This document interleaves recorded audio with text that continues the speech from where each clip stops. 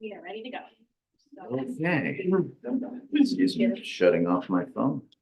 We're Ready? all right. Please. Mr. President. Motion to exit executive session. A second. All those in favor? Aye. Aye. Aye. Aye. Mr. President, Yes. sorry, motion to seal the minutes of the executive session. Second. All those in favor? Aye. Aye. Aye. Mr. President, do we have to adjourn and then reopen? No, thank you. Okay. Mind then. I was at this point in time going to ask everyone to stand for the Pledge of Allegiance. Pledge of Allegiance to the flag of the United States of America and to the republic for which it stands, one nation under God, indivisible, with liberty and justice for all. Please remain standing for a moment of silence.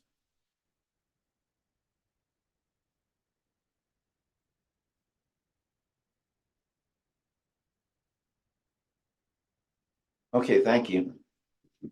So before we get the meeting started, I just wanted to thank the paid and the volunteers that have made the flooding situation and the snowstorms and everything better for our town. I'd like to thank the police department, the volunteer fire department, the ambulance corps, and most importantly, the Department of Public Works that has worked tirelessly with all the flooded roads, blown out bridges and dams and everything else. So that being said, thank you.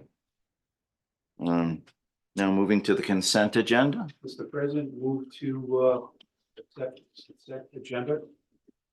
And Second for discussion. Go to F. Hold on, you seconded for discussion. Okay, and you said you wanted to pull something? Yep, to F. I would like to pull 1A.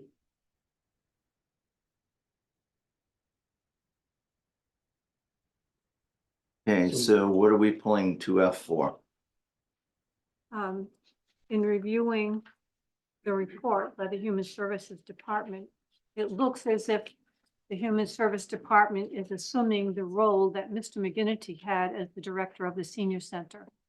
So that's my question. Is she assuming Mr. McGinnity's job? I also noticed there's no newsletter, no senior center newsletter anymore.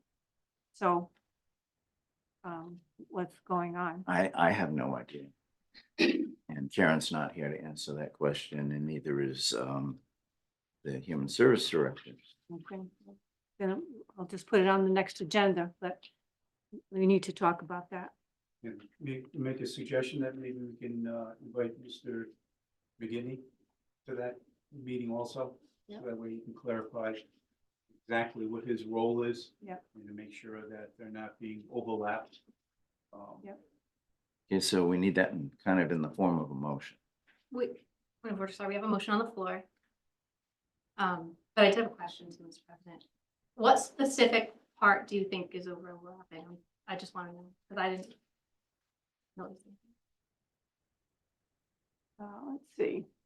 Well, for example, Mr. McGinnity always arranged for the Medicare advisor to be at the senior center on the second Wednesday of the month from 9 to noon.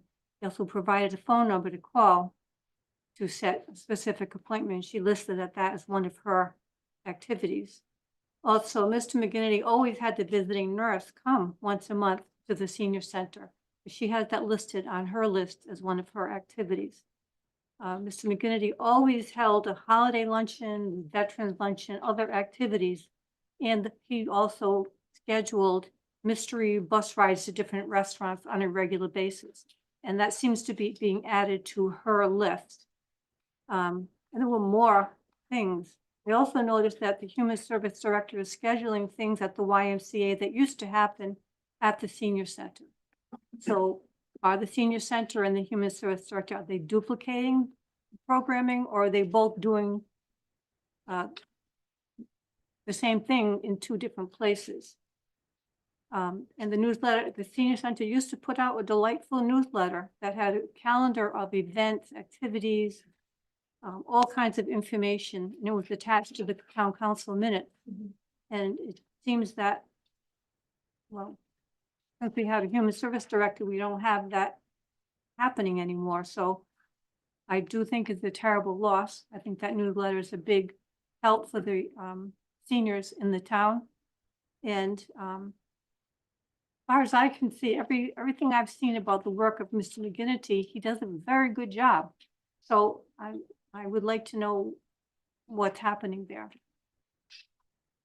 May I can answer the newsletter question. That'd be great. There still is a newsletter. However, there's some imagery content that sometimes we don't have the rights to, so that's why they're not linked to the agenda. However, they go out in the mail. They go out to all the email. I tried to pick it up on the website and I could not. They're Pick not it up. posted on our website.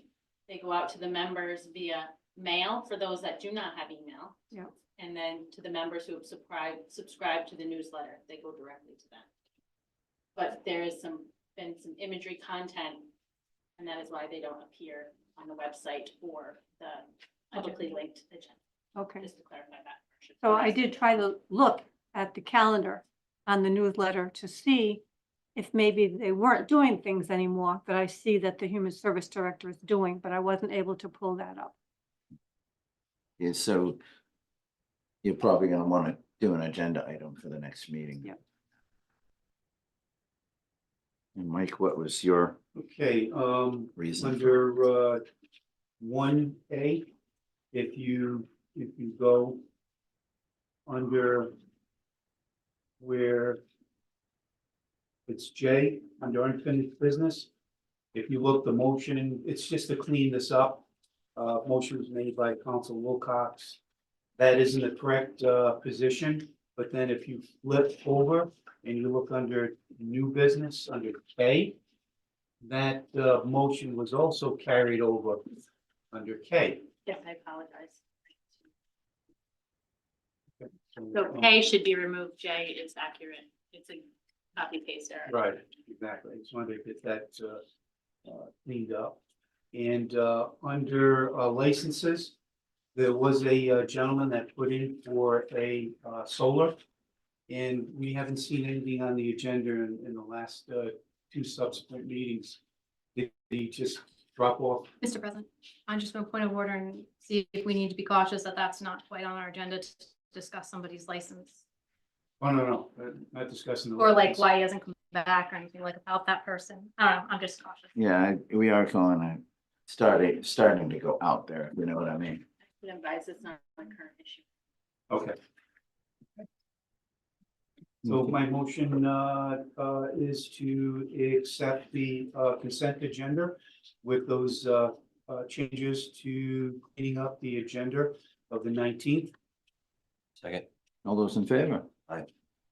Aye. Hi, About the rest of the year. Oh, I thought we approved them all. We did. We did. We did. Public forum. So, I'm gonna ask people a couple of things. First of all, if you can limit your comments to 3 minutes. We have a lot to do tonight, and the second thing is if you hear someone get up for you to go on about a subject that you're going to discuss as well, and we're reduplicating efforts, I'd like to try and avoid that if we can, because there's a lot of issues at stake and a lot of opinions on that. But that being said, I welcome people to come up and engage in the public forum. No one? Wilma? Anyone remotely? Sir?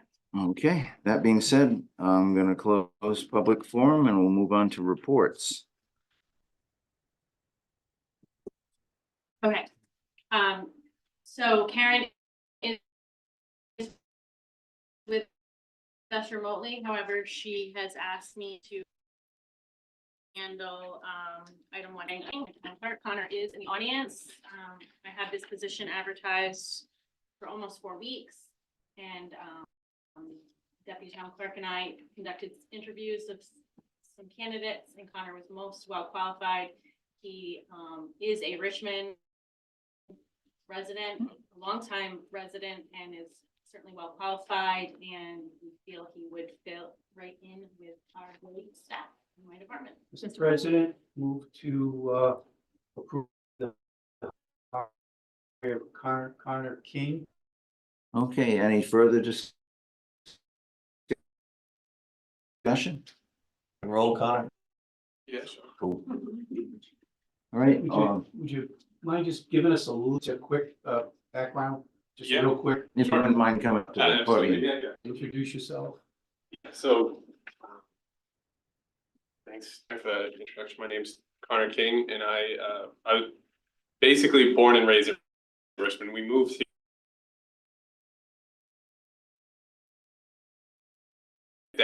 My dad was raised in Richmond. So anyway, life Spain. And then I went to college in Worcester, majored in psychology.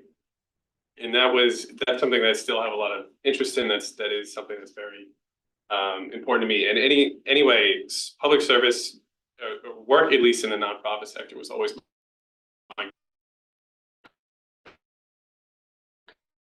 coming out of college.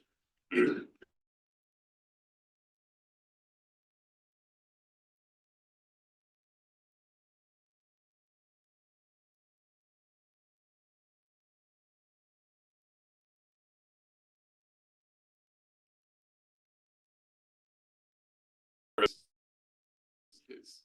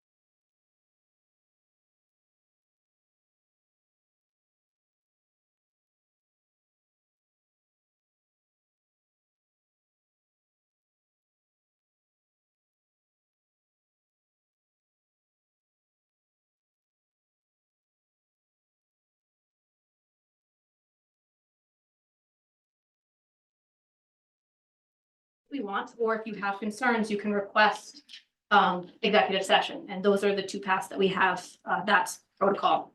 So, Thank you. Mr. President, the charter says that we should be hiring the department head.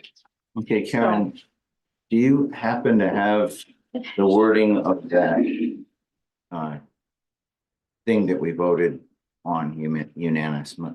Can't speak. I don't, but my recollection is that the charter says that the town administrator is responsible for making a recommendation or recommendations to the town council on the hiring of department heads. That doesn't mean that the town administrator does the hiring, the council does the hiring. But the administrator is the one who puts the ad out and screens the applicants and interviews them if they should be interviewed. I do remember this being discussed to death. It doesn't preclude the council from interviewing someone who is recommended by the town administrator. Right, but the town administrator should filter through the riffraff so that we have qualified candidates. Yeah, if the suggestion was that the council should interview everyone who applies, I don't think that's what the charter says. Well, Mr. President, Charlestown, what they do is their administrator will whittle it down to the top 3 candidates. And then the council gets the resumes, the job applications, and they go into executive session, and they will interview the top 3 candidates that their administrator / manager will come to the council with. We're right at this point, the RFP for the Public Works Director was done weeks and weeks ago, and still to this date, Mr. President, I haven't even gotten that one resume from the applicants that have applied for the job. And this is kind of like kicking the can down the road a little bit. I think Ms. Pinch should have had at least the resumes given to us so we can take a look at them. And again, even the Charter Commission, Joe Arsenal even stated here at a meeting in September that it was the responsibility of the town council to review and interview for department heads. So I'm waiting on Karen. Karen isn't here unfortunately tonight. Is she able We're to? back up and running. Oh, okay. Is she able to? Did she hear all of this? I don't know that she captured the entire conversation, probably been back up for about a minute. Okay, so Well, she can unmute, but I would, for Karen, don't turn on your video because it takes internet. Okay, can you hear me? yes. So Okay. I didn't hear the beginning, but I did catch that I haven't presented any resumes to the council, and the reason for that is because of this specific agenda item. I was waiting for the council's direction as to how you wanted to proceed with this, because there hasn't been agreement amongst council as to whether you would be involved or not. So I was looking for the majority of council to tell me how to proceed on this. Secondly, Scott is still employed, so I cannot hire anyone right now because I can't pay 2 people at the director's salary. So there is no particular rush at this point until Scott is no longer employed, okay, how long is Scott employed? till the 2 months. beginning of February. Okay. So in that regard, and you and I had a conversation about this too. We await your recommendation. Mr. President, okay, Karen, do you have a problem whittling it down to the top 3 candidates on any of the director positions, department heads? If that's what the majority of council is asking me to do, of course not. I will be happy to do that. Okay, because you were here at that meeting with Joe Arsenal on the Charter Commission, with Joe Reddish, and they both stated that under the town charter and any of the changes that they made, that were approved by the voters this past year for the charter changes, that he specifically said that it would be the duty of the town council to interview the candidates for director or department head positions, and any assistant clerks or whatever he said that, you know, that would be in the wheelhouse of the town administrator to do that, and not bog down the town council with that, which I agree, because we just did that tonight, and I have no problem with that. But department heads and directors, a little bit different, and again, when I see what other towns do with their protocol is, Richmond is really stepping outside, I think, what we should be doing. I believe that was in the context of a potential charter change that didn't pass, but I'm happy to do whatever the majority of council directs me to do. I am happy to forward you every resume I get if that's what you direct me to do. Okay, so Rich, go ahead. We've discussed this at length, and yes, we agree that we appoint people or we don't appoint people. And I believe that it's important to hold someone's resume in ultra confidence, and the town administrator does that. She will give us 3 people or however many people apply, but there's no need for us to be seeing their resume. We can have a conversation. If they want to write down a list of things that they've done while we're speaking with them, I think that that's fine, but there's no need for that valuable information. And Erin has spoken about it, and other people have spoken about it, to put someone's resume out there while they're still employed with another body. It becomes a dangerous situation. We appoint them or we don't appoint them. We have the ability to fire them or hire them. I mean, that's the term that you guys have wanted to run with, hire and fire. It's the same thing as appoint or don't appoint. And I think that giving the town administrator the ability to do her job, and other department heads that are going to work with this DPW director, is vital. They are the ones that are going to be working with that person, not us. They're going to come here once a month, twice a month. Let them do their job. Let the town employees do their job, and then make their recommendation for the person that they find most qualified. Erin just did it with Mr. Connor. We had nothing to do with Mr. Connor's appointment. Mr. President, We hired him. We approved his appointment. So, Same thing as with this. We get to see everything at the top level. Let it be. Mr. President, yeah, go ahead. but I want to yield to Helen too, because she called out for you as well and wasn't able to finish, so, Okay, and then I'll go. go ahead. thank you. Mr. President, I think having the administrator give us the top 3 resumes is a reasonable thing. For us to say would make a decision on anyone with no information, that doesn't make any sense. Okay, So, we have beat this topic to death. yeah, And the thing is that none of the 5 of us are going to be working with the DPW director. None of us. no, but we all live in the town, and our responsibility, that's a big job. I mean, Scott Barber really filled big shoes. Right. He He grew into the job. It's the time. So Yeah. it's not a light decision to replace him. Right. So I wouldn't want to just say, don't give me any information. I'll just give you a rubber stamp. You're not rubber stamping. It's it, all due rubber respect. stamping. Okay, whoa. Go ahead. So I was able to find our motion on October 3rd, 2023, and this is at the end of like months-long discussion using legal time to draft something that we thought we could all agree on. A motion was made by Vice President Nassini, seconded by myself, to continue with the hiring practice that is used today and file the amendments or additions to the ordinance. And that passed unanimously. So I'm going to just say that again, because I think I was cut off and I'm not going to rehash everything I said before. But we need to enable Karen or any town employee to do their job. And if Ms. Pinch reviews the applicants and says, you know what, I can't decide between these 3.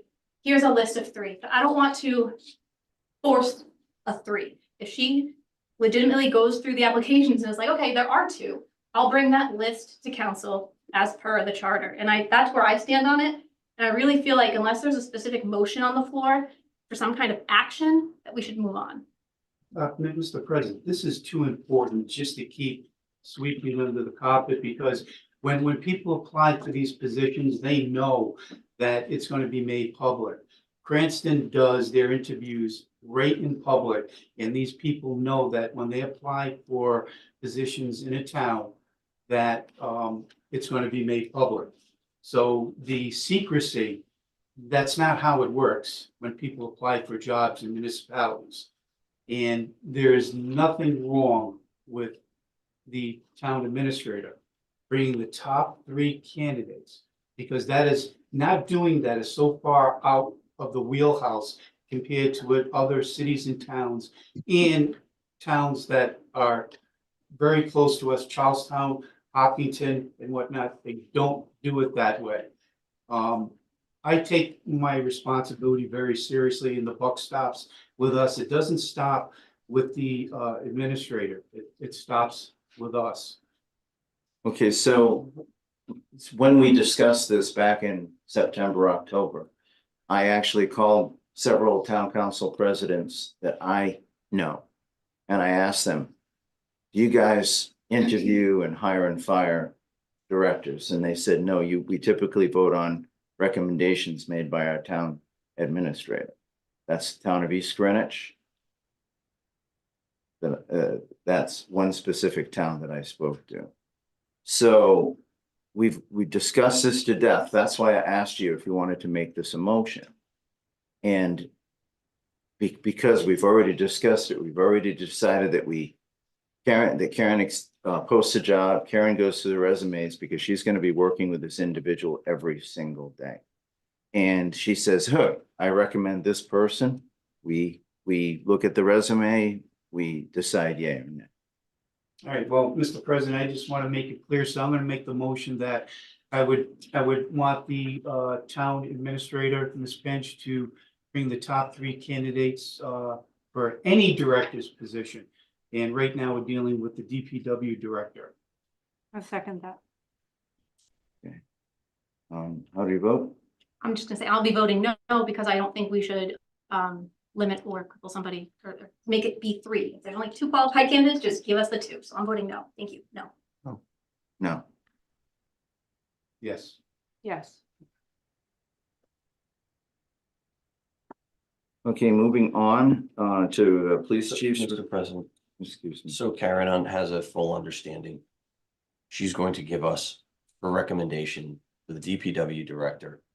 And then if we wish to go into executive session, we certainly may, to discuss however many applicants there are.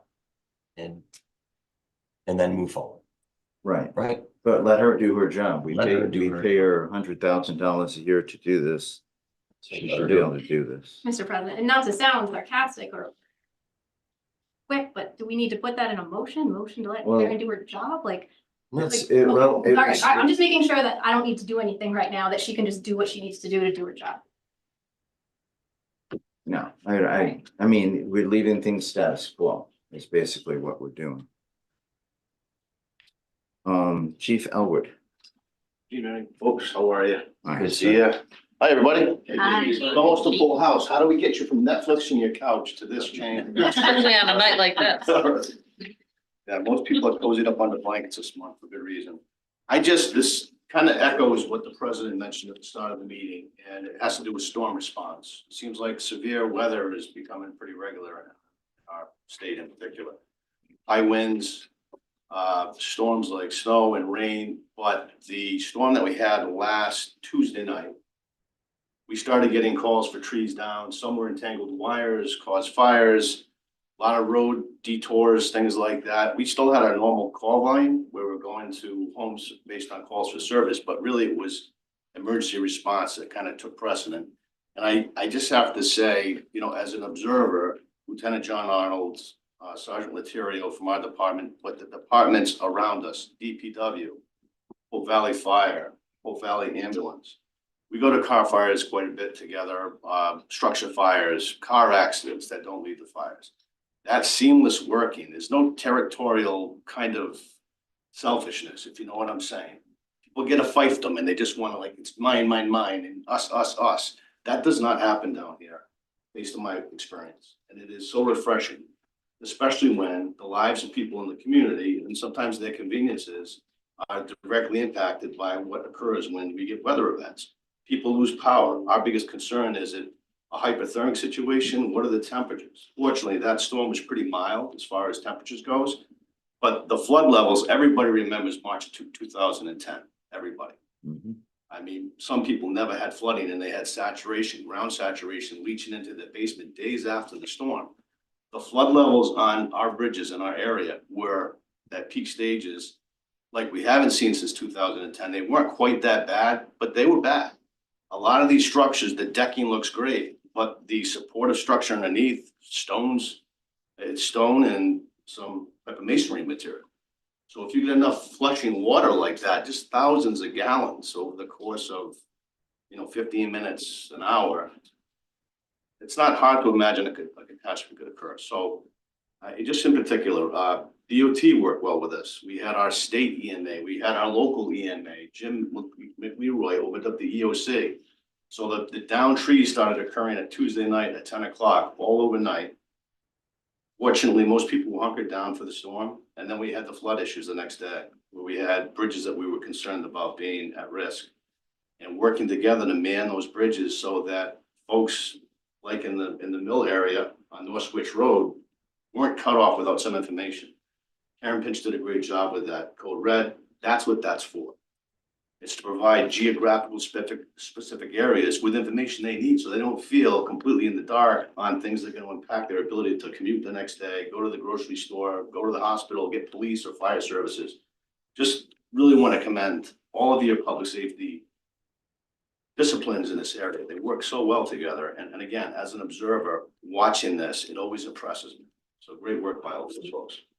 Thank you. What I think is amazing is both employed and volunteers work seamlessly together. And Absolutely. that is really rare, even in small town. I lived in a few other small towns where that did not take place.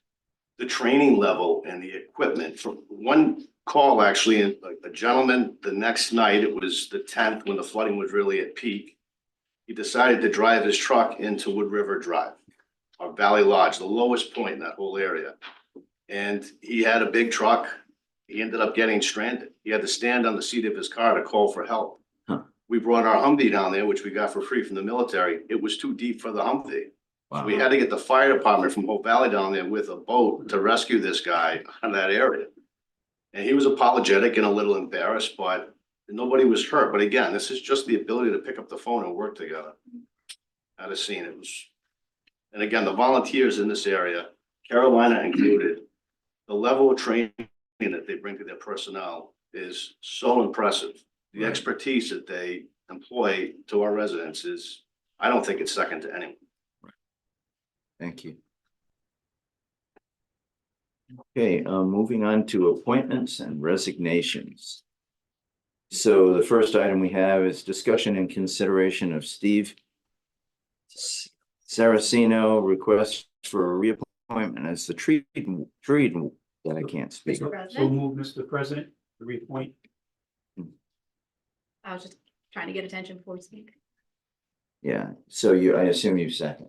Yeah, sure. Okay, any discussion? That being said, how do you vote? Aye. Aye. Aye. Hi, Okay. Okay, Mr. President, yes, motion to approve, accept the resignation of Joan M. Kent from the EDC. second. okay. Any discussion? All those in favor? Aye. Aye. Aye.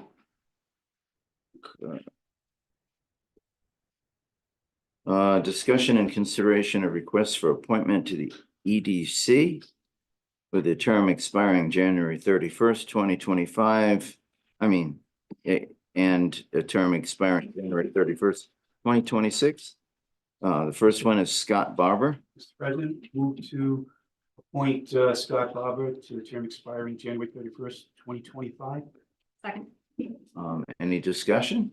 Is he here? I don't see him. Is he online? He's on Zoom. He is on Zoom. Oh, Yeah. Hello, Scott. You should have permission. hey Scott, how are you? I'm good. How are Scott, you? don't turn on your video. Great. Teetering. Okay, I won't turn the video Doing on. well. We've seen you before. Hasn't changed. All right, good to know. You haven't gotten soft being at home and hanging out, being semi-retired? Well, not yet, but I'm still going in at least one day a week and still there, still trying to oversee some of the things to make sure there's gonna be a smooth transition, but that's not what I'm here to talk about.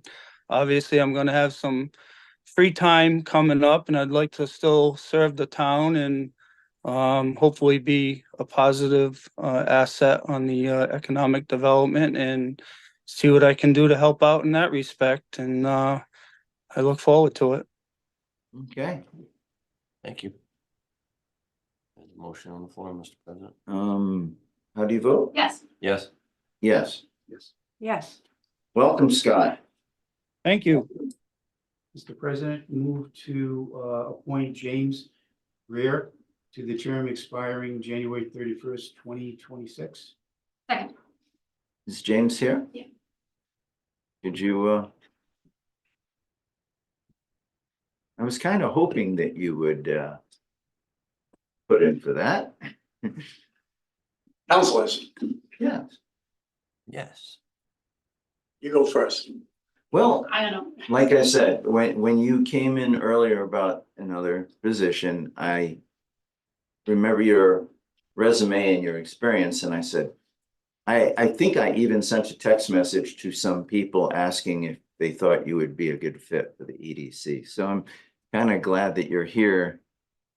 Yeah, well, it's, we have some openings, obviously. It's something that interests me, lifelong Richmond resident. I've been in manufacturing as, for 40 years as a manager. And it just, I've always been interested in watching small businesses when they open up in town and how difficult it is nowadays. I mean, I've seen some statistics where, it's like 40% of them close within the first year. I mean, it's brutal. And in being in manufacturing, I've always wondered what would interest manufacturing to come here? And I'm talking like light manufacturing. Yeah, like Fabco or what have you. Yeah, it's rare to see that nowadays, but there's still some out there. I mean, some of the artificial intelligence things that are coming with manufacturing is really interesting, but what would attract them to Richmond? And let's say like a West Greenwich where you've got already built warehouses all set to all go, that are empty. Same thing in back of Wesley Airport. They have all kinds of warehouses down there, Right. all set to go. Just move yourself in and you're ready to go. So it really interests me. And, I'm fully retired now and I have a little more time. And I would like to try it. I would be curious though, if you have a short answer, what would you want from new members coming in? Before we answer that Sure. very open-ended question to the council, Mr. President, I have a question for Jim. And actually, I meant to ask this to Mr. Barber also. We have, just out of curiosity, what would your decision be? We have very limited amount of commercial and industrial space in the town of Richmond. And it's been a hot button issue that we have to do something to bolster our tax base because it's pretty much being, the burden of the taxes is on the homeowner, most of it. Would you advocate taking our industrial and commercial and have it rezoned for affordable housing or low-income housing? Does that have to do with the EDC? They're gonna make a suggestion. They could make a suggestion to take That's, some of this. that's tough for me to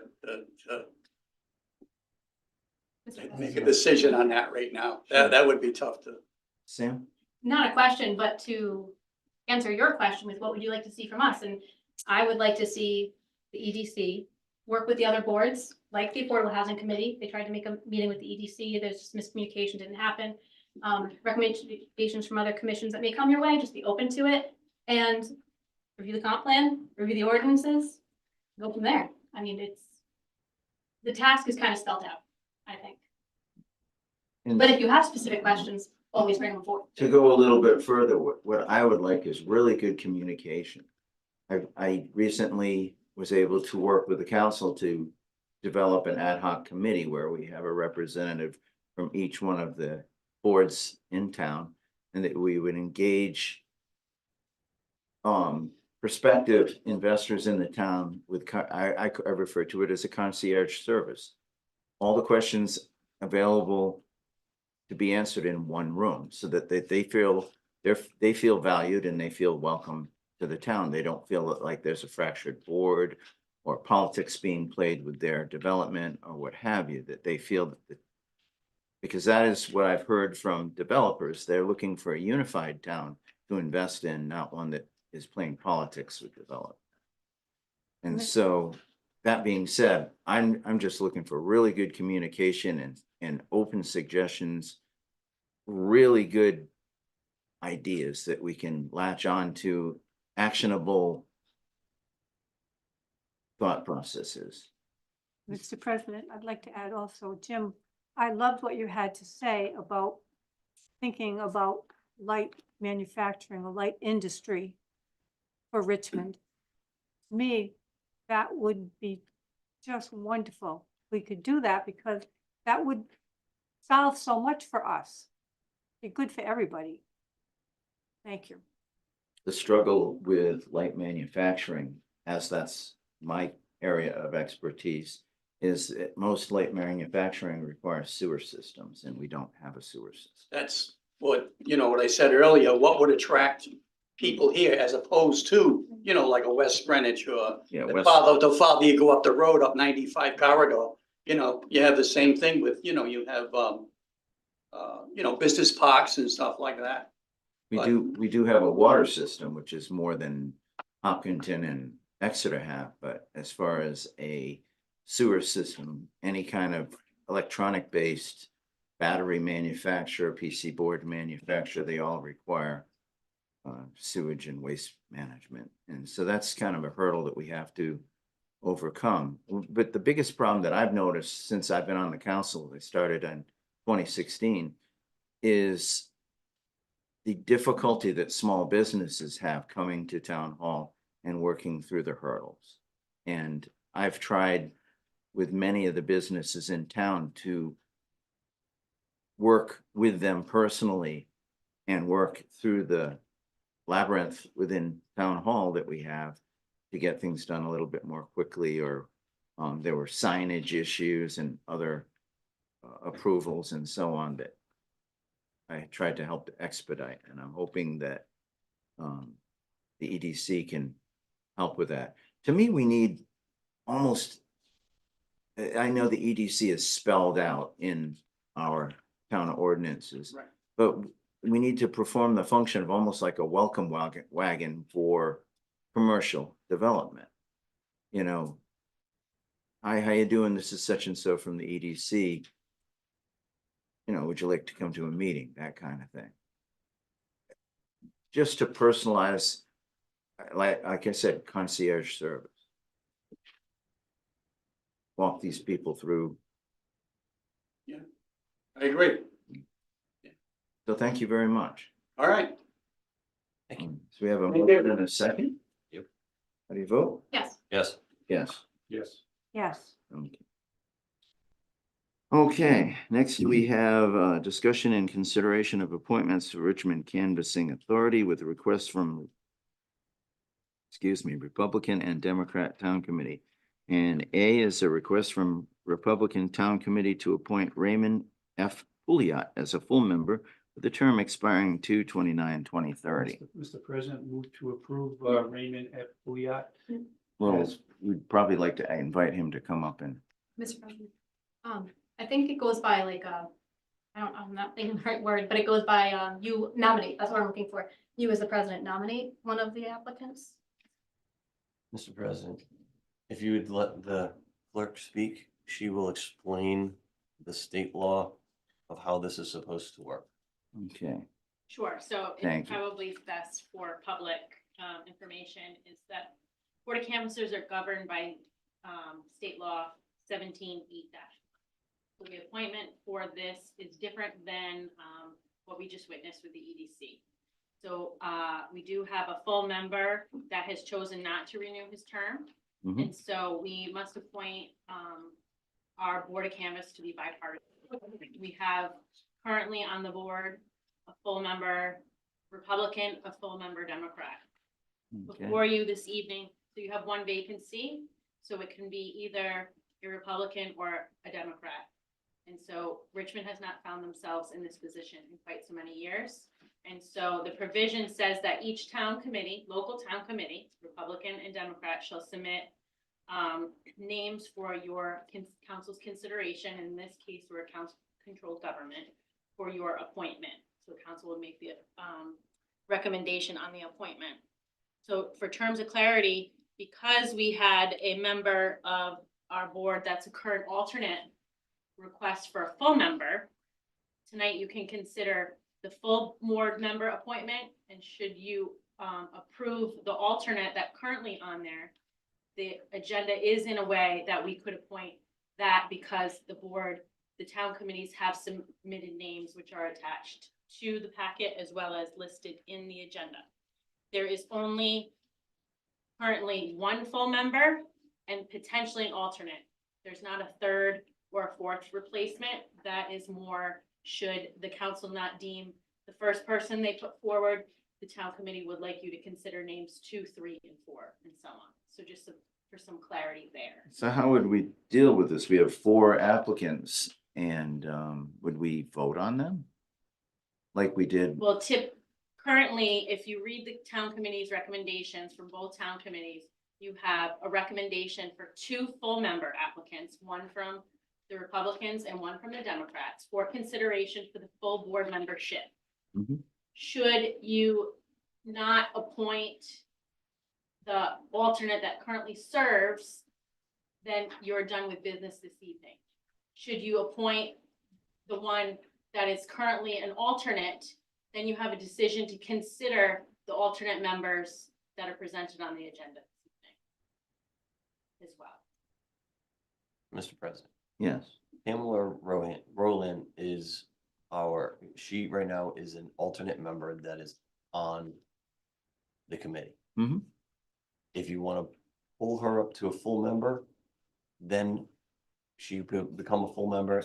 Then if you want to put Mr. Pouliot as a alternate, or Mr. Kona as an alternate, or Ms. Turner as an alternate. Not quite. I'm so sorry. I just want to correct him just so we don't keep going with that. If Pamela is pulled up to an alternate, then No, Pamela, she is the no, alternate. she is an alternate, right? But she's an alternate Democrat. So it would have to be another alternate Democrat, because then if one of those 3 people aren't there, if the Democrat's not there, they're replaced by a Democrat. The Republican's not there, is replaced by a Republican. So But are the- there not 2 spaces available, a Republican and a Democrat No. spot? So there's one full member available, and we find ourselves in this position because it's been a long time since we've been in this position, that currently the full board makeup is 3 members, and it has to be bipartisan. Okay, Currently, we have 2 Republicans and a Democrat, and we have an alternate Democrat and an alternate Republican. The full member that's up this evening just happens to be a Republican, but could be replaced by either a Democrat or a Republican because we would still maintain our bipartisanship. So in the case where alternates are appointed, they can only fill the vacancy that they create because we have a current alternate Republican and we have a current alternate Democrat. But should she be vacated, Councilor Wilcox is correct. The alternate can only be considered by a Democrat. But your full member, you can consider each party. okay, so the person that resigned recently, what party was it? It's a Republican. No, so yes, Mr. Mishud was Republican, yeah. And then also for clarity, because it was late to the agenda, I should have mentioned this early. Ms. Zambrano has pulled her name for consideration, so she's no longer willing to serve. The other thing is because this order is done where town committees submit lists to me and I present them to you, the successful candidates will still need a BCI check. So whatever motion you make, Oh, okay. I ask that you make that a part of your motion. Subject to the BCI. Mhm. Okay, Mr. President, my motion stands because Paul Michard being a Republican and Raymond Pouliot being a Republican, you're just replacing. And the motion would be to appoint Raymond Pouliot as the full member for term expiring 2/29/2030 with a clear BCI check. Second. Okay, any further discussion among council? Well, we gotta make sure he's present, but also I was understanding, just under the understanding that, the president of the town council shall nominate the members, and then we vote on it. I don't know if we're gonna go down that road, or if this is just more comfortable for you, that's fine too. I would not, I'm not understanding exactly how this is to be done. Yeah. I'm getting very confused. Karen, It's just a Yeah, procedural thing, I'm fine. I have never You were point. I don't know where that. It came from the ordinance, I couldn't. Yeah, but we're still gonna end up appointing the person by Yeah, majority of the council anyway. It's just technicality. that's fine. But Mr. So- Pouliot is here, if you. would you like to come up and speak? The Richmond Republican Town Committee asked me if I would serve on the Board of Canvassers, and I agreed to it, so I'm retired. Most of you guys know me. So I have time to do it. And I'm a rules guy, so I follow the rules. Basically it. Thank you. Yes, we have a motion and a second. How do you vote? No, Aye. Aye. Aye. Okay, welcome. Welcome, Rick. Thank you. Now Okay, Pamela Rowland is still an alternate. right, Okay. that's, now we move on to new business. Okay. Is Gina here? Welcome.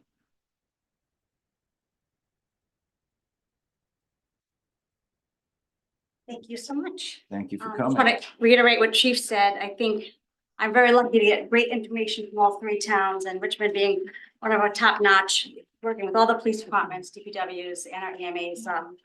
They work together to make sure our kids are safe, so I appreciate that. I want to just reiterate, Chief said it's a really great place.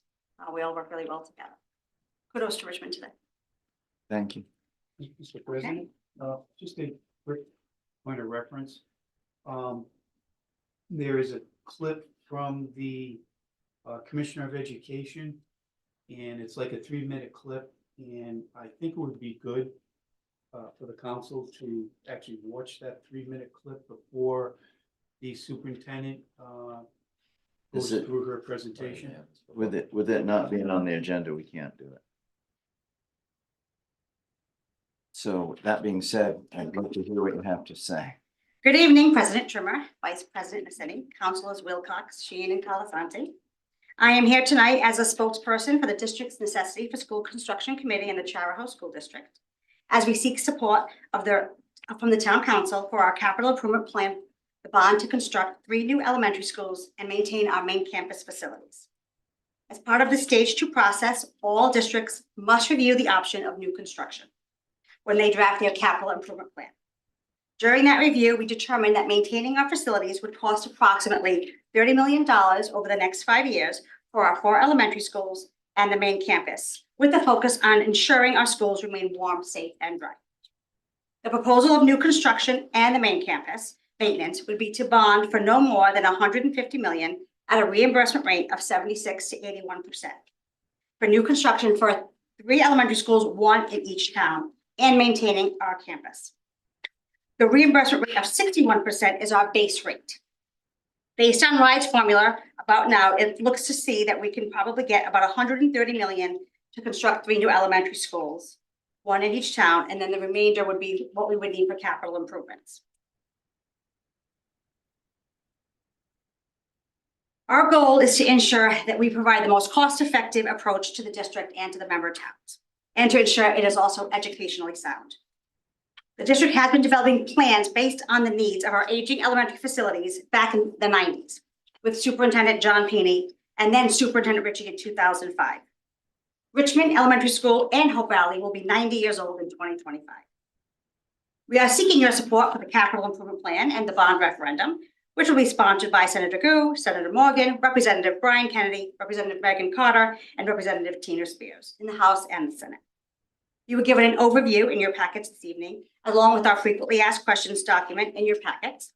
And I am here tonight with the Chief Operating Officer from RIDE, Mario Carino, and members from my district team to discuss the stage 2 architect submission that we discussed that will be going in front of the school committee on February 14th for a final review.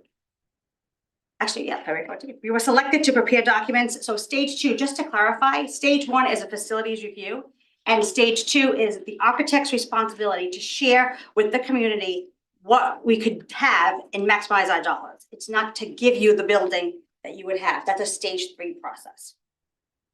And we have different building committee routines for that process in the Charahoe Act. At the January 9th meeting, the school committee was asked how much each town would be responsible for and why this approach was a good value. Town costs are between 33.3% of 2.3 million, so approximately 750,000. Or actual enrollment percentage, depending upon final bond language, which is between 500,000 and 900,000.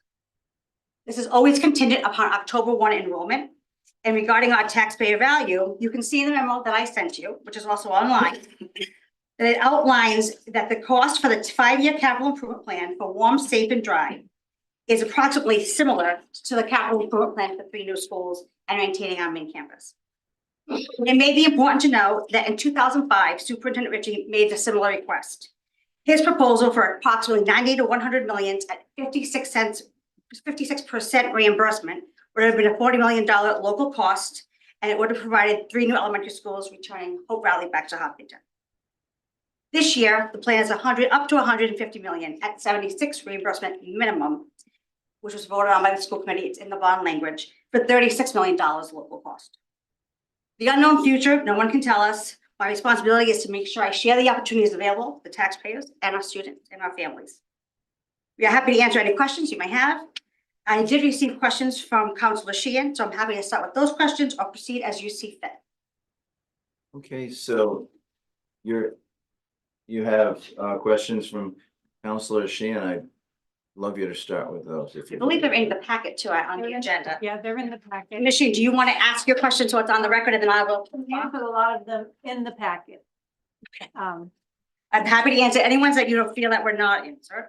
Well, I mean, my biggest concern, and it still is I don't see how we're going to build 3 schools for $130 million when other towns, I meant in my letter I wrote, North Providence is one that, I'm from North Providence, so As am I. I'm very aware that they were going to build 3 new schools. And they had to go to 2 schools. But so my question is, which of our towns is not going to have a school? Because I don't see how we're going to do it with the prices. I think any of us can go into the newspaper and so from North Providence, I was actually on the first building committee that built the first 2 schools. Mayor Charles Lombardi leads that building committee per the town rules and the home rule charter in North Providence. I was proud to be on that building committee and proud of the work that we did that came under budget and on time. I am not part of this current building committee, but I do know that there was a change in who they selected for architects, who they selected for some building. There was some surprises like in other towns, but in the end, I can't speak to that project because I was not on that building committee, but I can speak to the project that was on budget and actually under budget and on time. But with that being said, you listed a bunch of towns that had some concerns, and every town has unique circumstances. Some actually were at pre-COVID expenses and then they built after COVID. Some had different information, but there are plenty of projects that were on budget and on time. Things like Providence, Cumberland, Lincoln, and others that, I think we can all find certain ones that would fit our needs. What I'm sharing with you is an opportunity for the 3 towns. And if that's not what the voters want, that's not what we'll do. But oftentimes we are asked, especially during budget season, to ensure that we provide cost-effective approaches. I cannot, in good conscience, sit here and tell you that the best approach is to continue to maintain aging facilities when I know that we'll be able to get a 76 reimbursement minimum up to 81 cents on the dollar for just about the same, if not less money, and get 3 brand new schools out of that. That's my responsibility to share that. And if the towns don't want that, then that's what the voters will tell us. And my team and I will go back and continue to do the best we can for our kids and the facilities that we have. Mr. Cart, One of the questions I had also was up to 81% for new construction, but only 61% for renovation. So am I correct that you're saying if you bundle the renovation with the new, that you could still get that 81%? Well, if I bundle what? I'm not sure I understand what you mean. 20 million was for renovation of the main campus. Up to, so it's not exactly 20 million. We'll have to prioritize projects. You just can't submit to RIDE a list of things you want to do. That comes with architects, engineers. You have to provide specific proposals. We know the 3 largest projects that we have is the Career and Tech roof, the middle school skylight, and then the breezeways at the high school. Right, so are you, because it's a renovation and not new construction, will they still give you up to 81% on that? That's not considered a renovation. Those are projects that you would do at a capital improvement plan. Renovation, in order to get renovation, for example, like the bonuses, there are 2 bonuses. We would not qualify for either. One is decrease overcrowding, which we do not have. And one is to increase utilization, which we do not have. So based on those 2 bonuses, we would not qualify for renovation. You cannot renovate utilizing your capital improvement dollars. You have to, again, do this process for renovation. So an example would be, and I know Mario can speak better this for the Lincoln Library, you know, for a library and an auditorium, we could probably put out $20 million. You're not going to get the same outcomes as building 3 new schools. But again, we're putting forward the plan that we believe is the most cost efficient for our families, for our taxpayers, and it's the most education sound for the commitment for education. So based on the numbers, when I did the math, it looks as if we have 2,900 families in Richmond, and Richmond pays 37.5% of the bill. So that means the taxes per house would go up $297 a year for the next 20 years. Based on the taxes, you also have to take into account what the towns are going to do. So while I can't predict the taxes, what I can tell you is the dollars that you spend for your school is based on the residencies of where your students live. No different than if we get a CTC student from Westerly, they pay tuition coming into the high school. That's how that works, tuition. That's how that's organized. And any town would pay for the tuition based on their student population and their enrollment. Well, if we were true, I mean, we've talked about this before. If we were truly a regional school, then all the taxpayers in that region would have the same percentage that they pay on the bill. But that would that's not actually, how we do it. That's not actually accurate, because if you were, you are regional. And when you think about it, you would also have to not just look at your local taxpayer dollars, but you'd have to look at your state aid, because Richmond gets more state aid than Charlestown, and Hopkinton sometimes gets more state aid than Richmond. And you would have to then level off your state aid as well, not just your local dollars. I know, Mary, if you want to speak to the renovation, back and the difference between this plan and the renovation. Members of the council, Mario Carreño from RIDE. 2 things, and I think one of you may also have been answering different questions. So I think yours is specific to the 20 million of the 150 million, which is the renovation, which is separate than this. So the answer is it's possible to bundle that with the new schools. What the superintendent was answering is that to do a plan B that was only for renovations, that ship has sailed. Like there's no time for February 15th to get that through.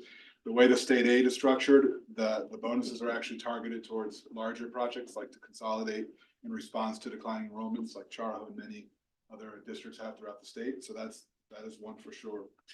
The other question that you mentioned in terms of like calculating the debt payments for households, the number that was in the packet at the 2.3 million was estimating 5% interest, which is high at the moment. Warwick and Cranston each sold under 4%. So I think you'll get a savings there.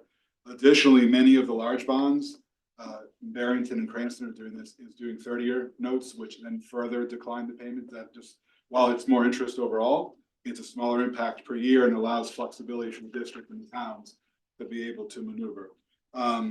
Yeah, just some of the things. So we've had for the last 6 years, these temporary bonuses that are set to expire at the end of this fiscal year. So there is an urgency to act. That's not a fabrication, like act now or you lose it. That is truth, that state aid comes off the table. It's around up to the 20% of the 150 And to be million. clear, the state aid comes off the table for Charahoe, it gets redirected to other school projects. Because you have other districts looking for these funds. Yeah, and I think in your letter, that state aid is everyone's paying for state aid, and that's true. But at the moment, everyone here is paying for projects everywhere else across the state. At least moving forward with something, you can redirect their dollars into your. Mr. President, I have a question for Mr. Carino Sure. regarding the bonds. I have a transcript here of when you made your presentation to the school committee not too long ago. And one of your comments was, once you issue a bond, you cannot exceed that. Now, there have been many examples around the state where they have exceeded, the bonds, and they've had to go out and get more money to finish the schools. You had Garden City Elementary School, talking with some of the managers there during the building business. They needed a full year, another year for the engineering and the architects to finish. They started construction before that was done. They were submitting work orders on a daily basis, which then ended up going well over the bond for the Garden City Elementary School. So, you made the comment, once you issue a bond, you can't exceed it, but we have many examples around the state where they have exceeded and they've had to go back and bond again, through the municipal end to pay for it. So the only difference there's a difference between a bond and a project within a bond. So that was one project within the context of a $144 million bond in Cranston. That project finished for $54 million. They can't exceed the 144 the taxpayers approved. They did use ESSER funds that were available at the time to help with the HVAC. They made some value engineers of other projects. They found cheaper ways to renovate Cranston West and Cranston East. They deferred maintenance projects to prioritize this. But in no scenario can they go over the 144. The money doesn't exist. You need a different authority for that. Well, I had a sit down with Charles Lombardi from North Providence, the mayor, and started off that he's a great businessman, I'm telling you. 75 million, then it went to 100 million, and then it went to 125 million. And that's when Charlie, the mayor, said, no, that's it. Because the 125 million, these are his words, not mine, would have ballooned to 150 million. So what they ended up doing is paring it down from 3 schools, like what we're trying to sell the district. He went and he pared it down to 2 schools, and he went up to a second story, which is cheaper than going out. So, as a matter of fact, he invited me on January 19th to be there when they opened the bids for the schools, just to see where they come in. But his greatest concern was that he knew it was gonna, if you tell somebody we can go up to 150 million, I've been around the block too many times, they're gonna spend up to 150 million dollars. They're gonna $150 million. So he knew that, so he pared it right down to protect his taxpayers. Yeah. Can I just to be clear, because I actually we had to vote on that as a school committee member. So to clarify, the bond was up to 125 million. You could have done 3 schools, but the schools that they would have gotten would have had to have some value engineering that nobody wanted to do. So the decision was made to go to 2. So there were options to stay at 3. But if anyone, Helen's from North Providence, it's 5 square miles. And you literally can see the one school from the other. So as school committee members, we determined that overall, instead of not having some of the things that we wanted, we voted to move to the 3. Now, the bond was always up to 125 million, and the original project they said would be about 110. I was there for those meetings. That's live on YouTube. The other piece, and I've also met with Mayor Lombardi, the 75, 100, 125 was in planning before they set the number. The reason the number kept going up was when we had the first discussions, it was just the elementary schools. He then realized that it didn't make sense to leave 80% on the table, they get the same rate as this. So he added the middle schools, he added the The administration building, he wanted it for parking in the town. So things were added to take advantage of the 80%. But again, that was prior to even setting the number to go out to the voters. Once the voters vote, you cannot exceed that number. They also built an athletic complex attached to the high school. So there were other projects besides the elementary. Mr. Carino, you brought up the point too. He asked where we're at. And he goes, you haven't even got a bid yet, quote, onto exactly what these are gonna cost. And you're throwing out $150 million. He goes, you're kind of putting the cart before the horse here. You know, it's like you're making a presentation and you can't even give me any concrete bids and numbers. And it's so open-ended that I wouldn't do that personally for myself. You wouldn't go into a building project and say to the builder, I can afford to spend up to 150 million, go for it. And do you think he's gonna come in at anything less than 150 million? Unless I get him nailed down before the project starts, that this is what's gonna cost at 75 million. Then you give it the go-ahead because you've got the plans, you've got the architect plans, you've got the engineering and whatnot, and you know it's gonna cost 75 million. With the caveat, you know that some things can come in a little less and some a little. And he also mentioned to me that if you have 2 to 3 districts starting their schools all at the same time, one, there's not enough labor to fulfill 3 districts building their schools at the same time. Then if you do have a hard figure, the bid comes in at say 100 million. What's going to happen is that 3 districts now are going to be fighting for the same materials, supply and demand. Charlie said what's going to end up happening is the supply and the prices are going to go up. So that $100 million, you cannot do it for 100 million. You're going to have 3 districts fighting for the same materials and the price is going to go up. Yeah, we have way more than 3 doing work. 40 districts. We have many doing work Plus. at this time.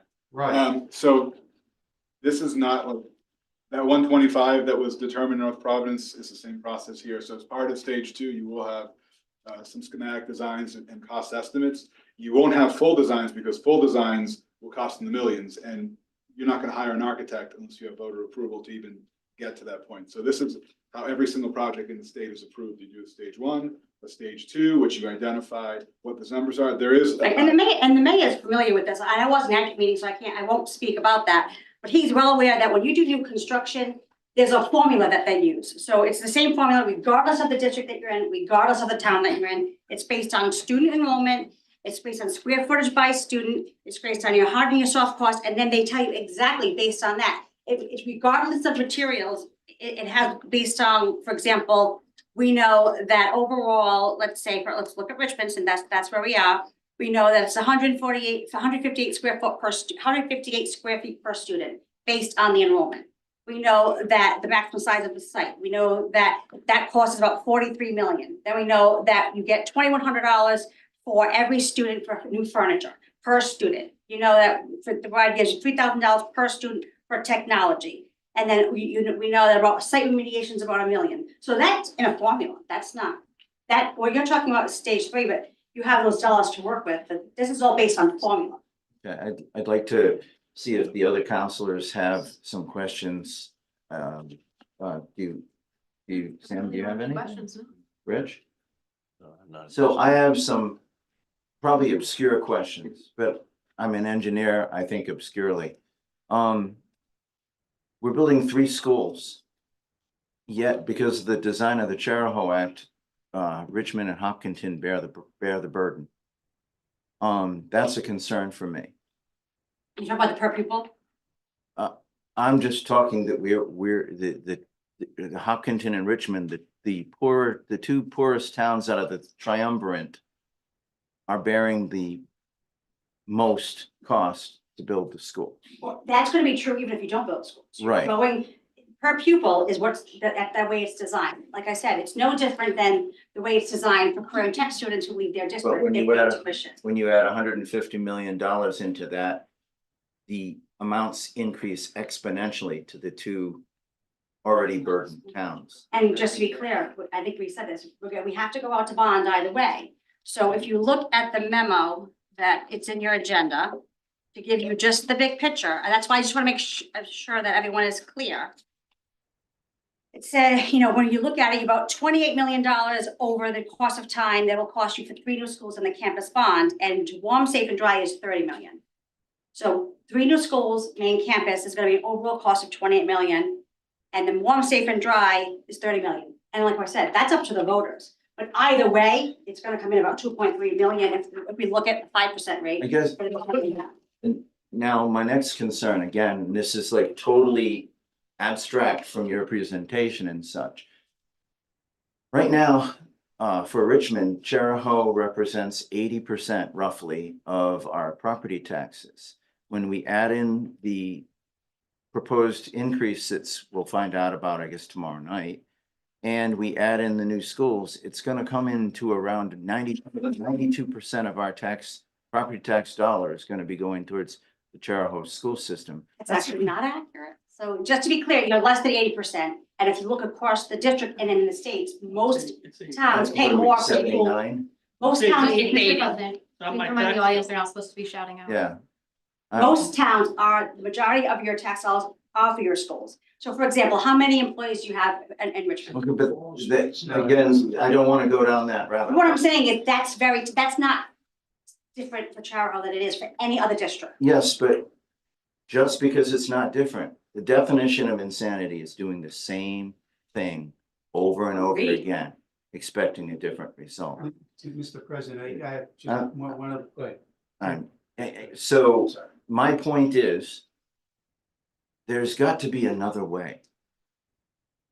One super elementary school on the campus down on Switch Road. Which out of 800 surveys that we've taken it was 12% were interested in a one large school. It was not something that our community was interested in. Right. I wonder how many people are interested in a $300 a year tax increase on their property. I mean, And like I said, I'm not the trying to- opportunity is what we're putting in front of you. The voters will determine right. if we're good, but either way, it's $30 million to maintain or 28 million for the bond. My background is that I am the property manager of the Varnum House and Varnum Armory Museums in East Greenwich. The Varnum House was built in 1774. The Varnum Armory is 5 floors. It was built in 1913. When I took over in 2005 until now, we've spent $2 million on major overhauls of the properties. I just can't You educate fathom. children in those facilities Yes, we bring, every day. not every day, no. Every day. Our kids are with us probably more than their parents. So these are not just places to house things. Right. These are our kids. And the educational commitment is as important as the facilities that we put them. But these Not your figures, kids. when someone throws around, excuse me, All of our kids. when someone throws around a figure of $150 million, like it's a bargain and we should all, yeah. Mr. President. I'm, Just what it is. I don't feel that way. I mean, I'm a taxpayer. My kids went to Charahoe. I was a guest lecturer for Charahoe Votech for a couple of years. I set up an internship program between Charahoe Votech and Westerly Hospital when I worked at Westerly Hospital. I care about the kids. I care about the education. But these expectations of expenditures are just obscene. So are we talking about the budget or this current plan? Because there are many things that I almost I'm discussed. talking about this the current endings. plan. It's just, I don't know about the budget. We'll find out about that tomorrow. But I know that I work in the private sector for one of the largest companies in the world, and our raises were held to 2% this year. Last year, they were held to 2.2%.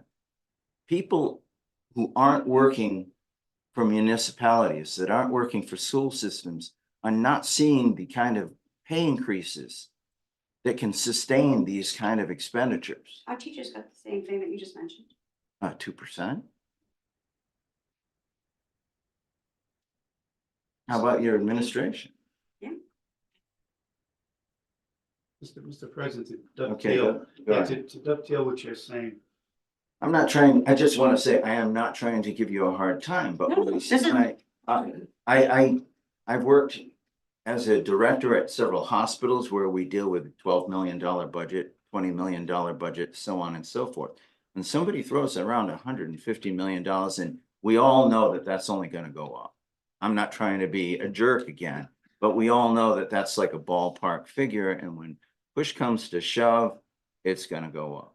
No different than a renovation or if we have to maintain facilities. Those numbers change based on the time. Materials are the same either way. Right. It's about saying, what's the outcome of the dollars that you're spending? What do you see at the end? What's the return on the investment? So I almost wonder if it would be cheaper us to first send every child in town to a private school than to build 3 new schools and just continue this Mr. President. above my pay, above inflation rate of increase every year. To dovetail what you're saying, you have your chief operating officer, which is our Commissioner of Education. She was just interviewed, Channel 12. Anybody can look this up. Don't take my word for it.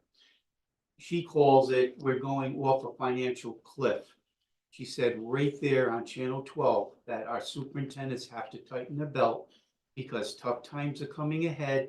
The General Assembly, you will not be getting the money. You will not be getting the reimbursements from the General Assembly.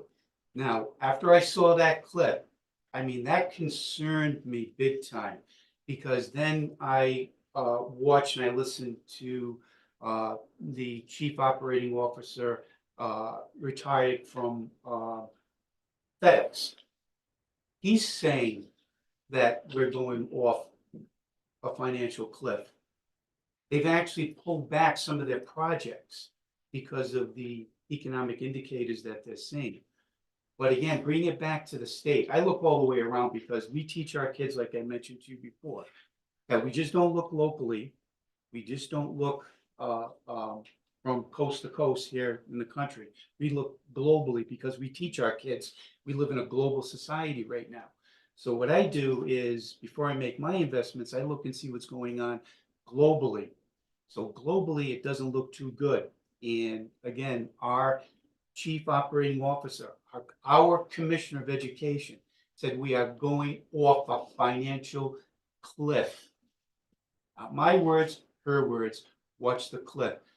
So we have to be very cautious about what we do on the amount of debt that we're going to assume in these towns. And again, when I was talking with Mayor Lombardi, he told me that he's concerned about these 3 towns because we don't have the infrastructure and we don't have the tax base to substantiate rolling these kinds of bonds.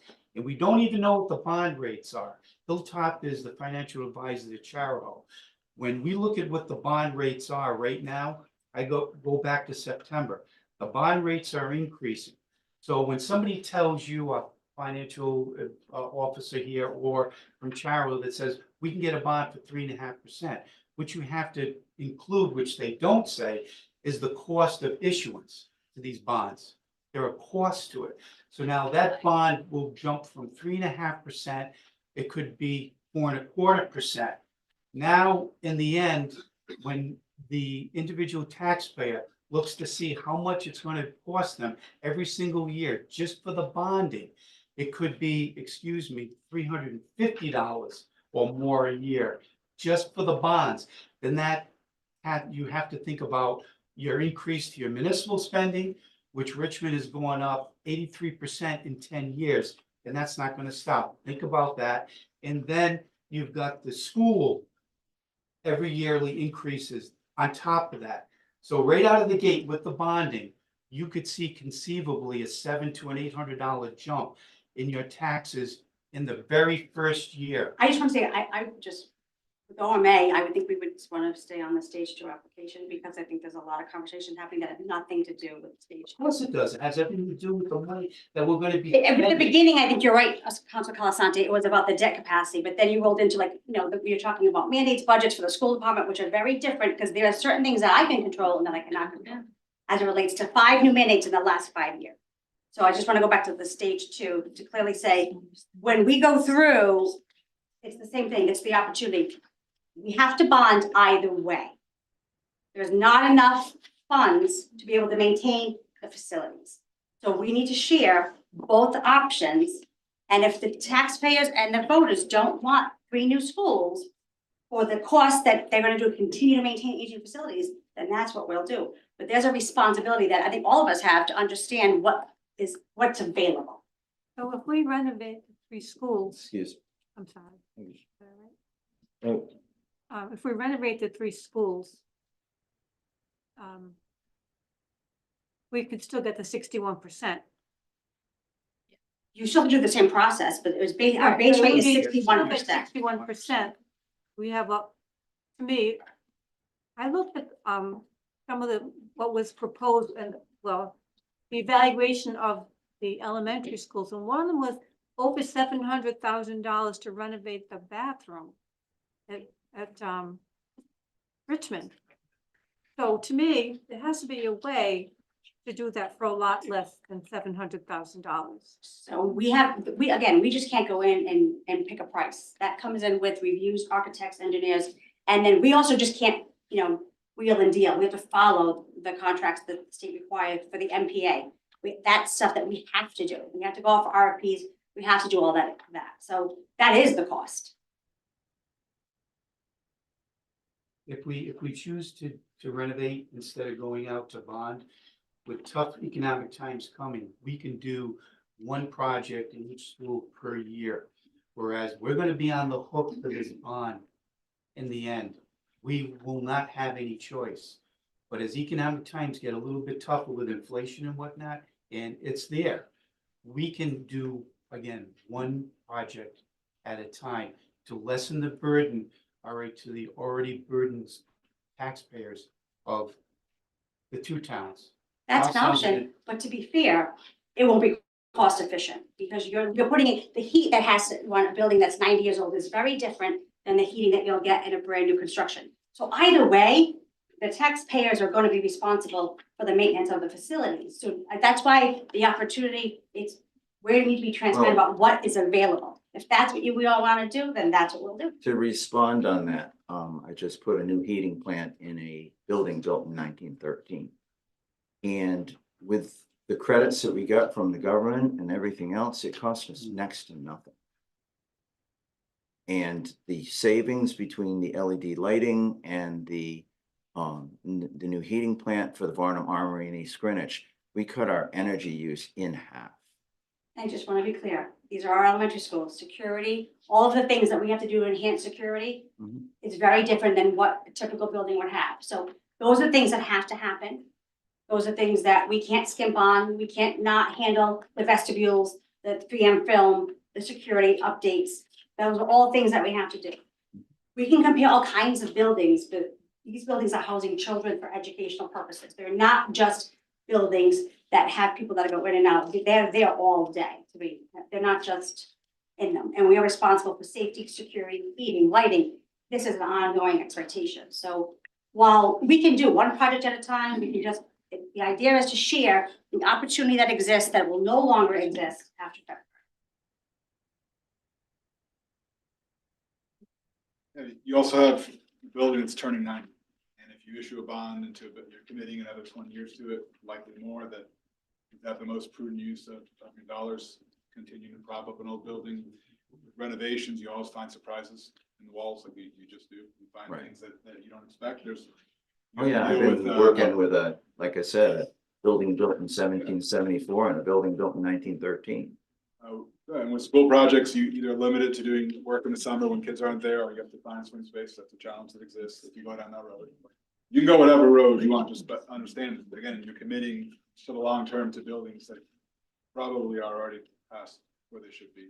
In terms of the scenario that you had pitched, sir, that if others share, almost every district in the state, with the exception of North Kingstown, who now is regrouping, is already doing work and moving forward with this. And while some of the unknown is true, you can't always pause because those schools need to be fixed, and state aid is temporary.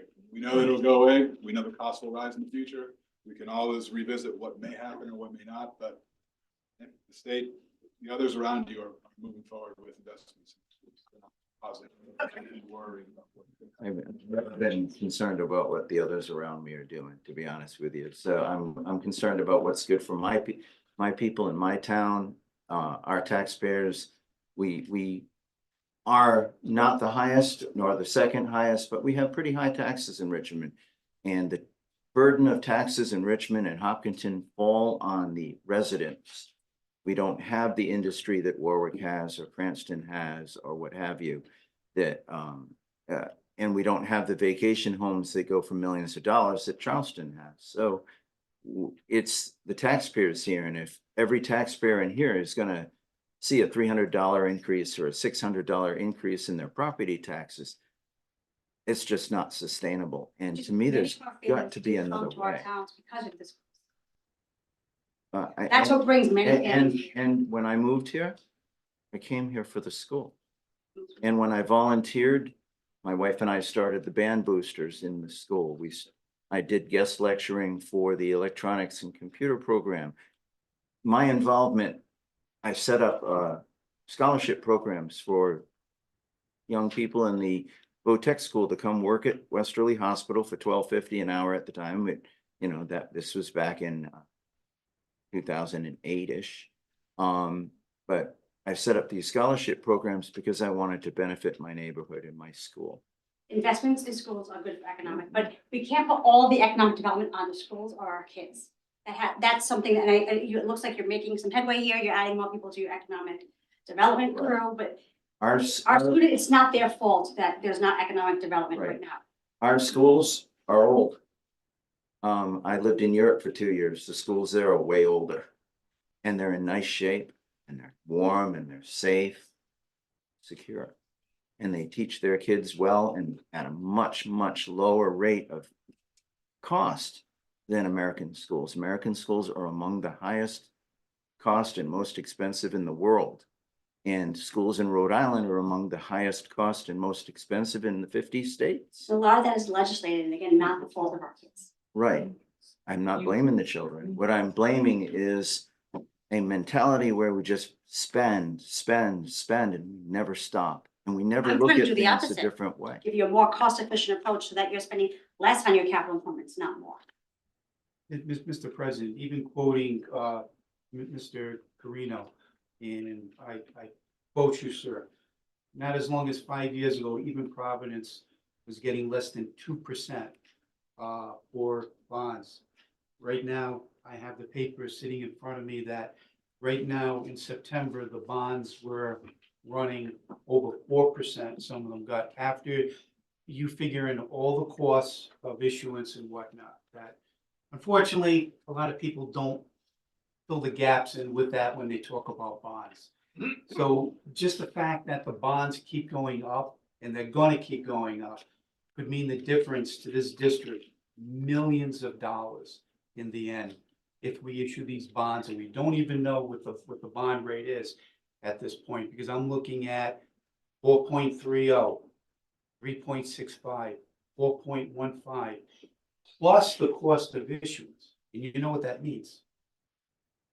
In all cases, those figures are less than the projections being used right now.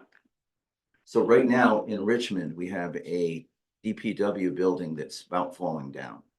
It's not to code, it's a mess. I know that Hopkinton suffers similar situations. We have a police department that is in an old credit union. We have a volunteer fire department, and yet we're gonna platinum plate our school system. It just doesn't make any sense to me.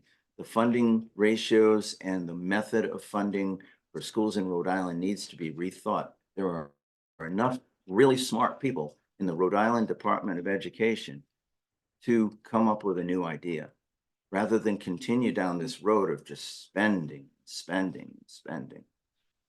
again, the plan in front of you is actually to do less of that so that you're not continuing to spend on buildings that are aging. It's to be more cost efficient. I would rather spend money on an aging building than 150. And that is going to be your choice.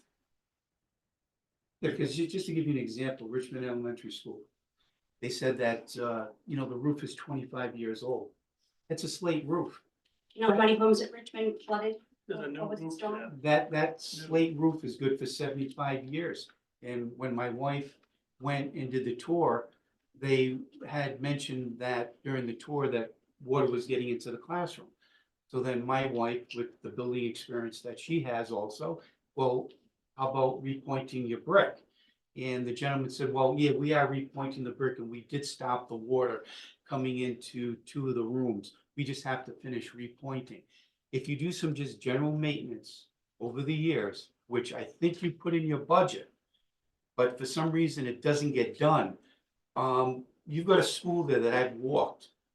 That school will stand another 75, 80 years. It's a well. We do take care of our facilities very well. The Well, entire well, basement of school. Richmond Elementary School during the flood flooded.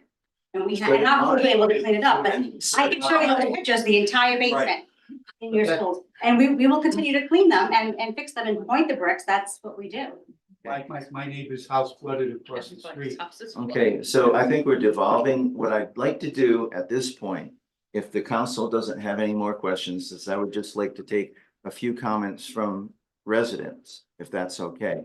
And I see this hand up first, ask this gentleman to speak. Me? Yes. Please, thank you. Hi, council. My name is Jeff Dubay. My wife Rachel and I are here. We live in Hope Valley. We just were here to speak in regards to Gina's proposal from, and I'll just take 2 minutes of your time, but I just want to make a brief statement. This is more on the human factor of this move, and this directly affects us. My wife and I have a 5-year-old going into kindergarten and an 8-year-old who's in 2nd grade right now at Hope Valley. We moved here from California 3.5 years ago specifically to be at this school district because Hope Valley was a blue ribbon school and Charahoe was, we thought, the best place for our children.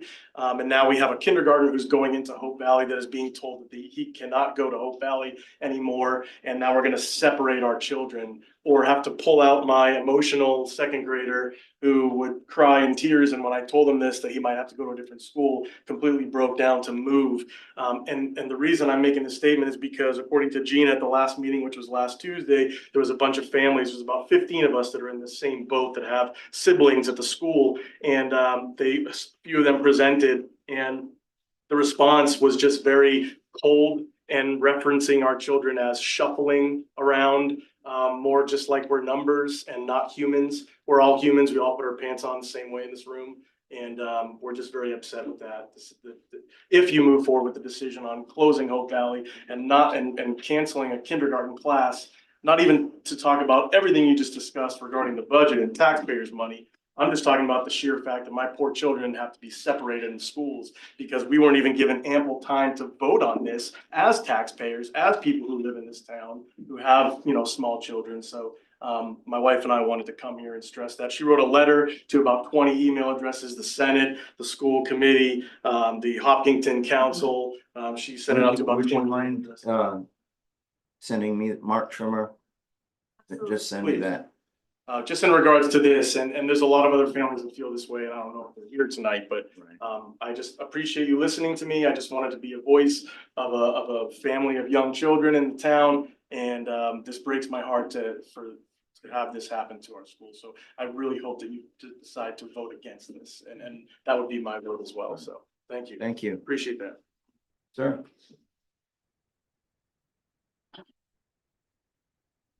How you doing?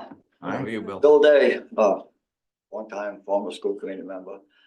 Been on a couple building committees on the campus. I will say that a lot of what they say is probably needed, but the concern that I have is that this is being driven by the state of Rhode Island. And anyone who served on that school committee with me over the years has always agreed that I don't trust the state of Rhode Island on anything. We have a long history here at Charahoe of the state of Rhode Island doing this to us. Goes from Gina mentioned the roof on the Votech building. That roof was supposed to have been replaced when they turned that school building over to us a few years ago. Goes back to when they built the Votech program, said that there would be no other school districts in Washington County offering the same services. They're all over the place. I don't say that they're a bunch of liars, but they sure and hell have a problem telling the truth. So Categorical. they want you to give them permission to tear down the Richmond school, whether you want to use it or not. That's the plan. That's in the plan. I hope you understand that. Hope everybody else understands that. we're gonna tear down Richmond School and we're gonna build another school right on that same piece of property. We have a lot of land down here in Richmond. Do we need to tear down Richmond School? Does the town of Richmond, are they comfortable with tearing down a school?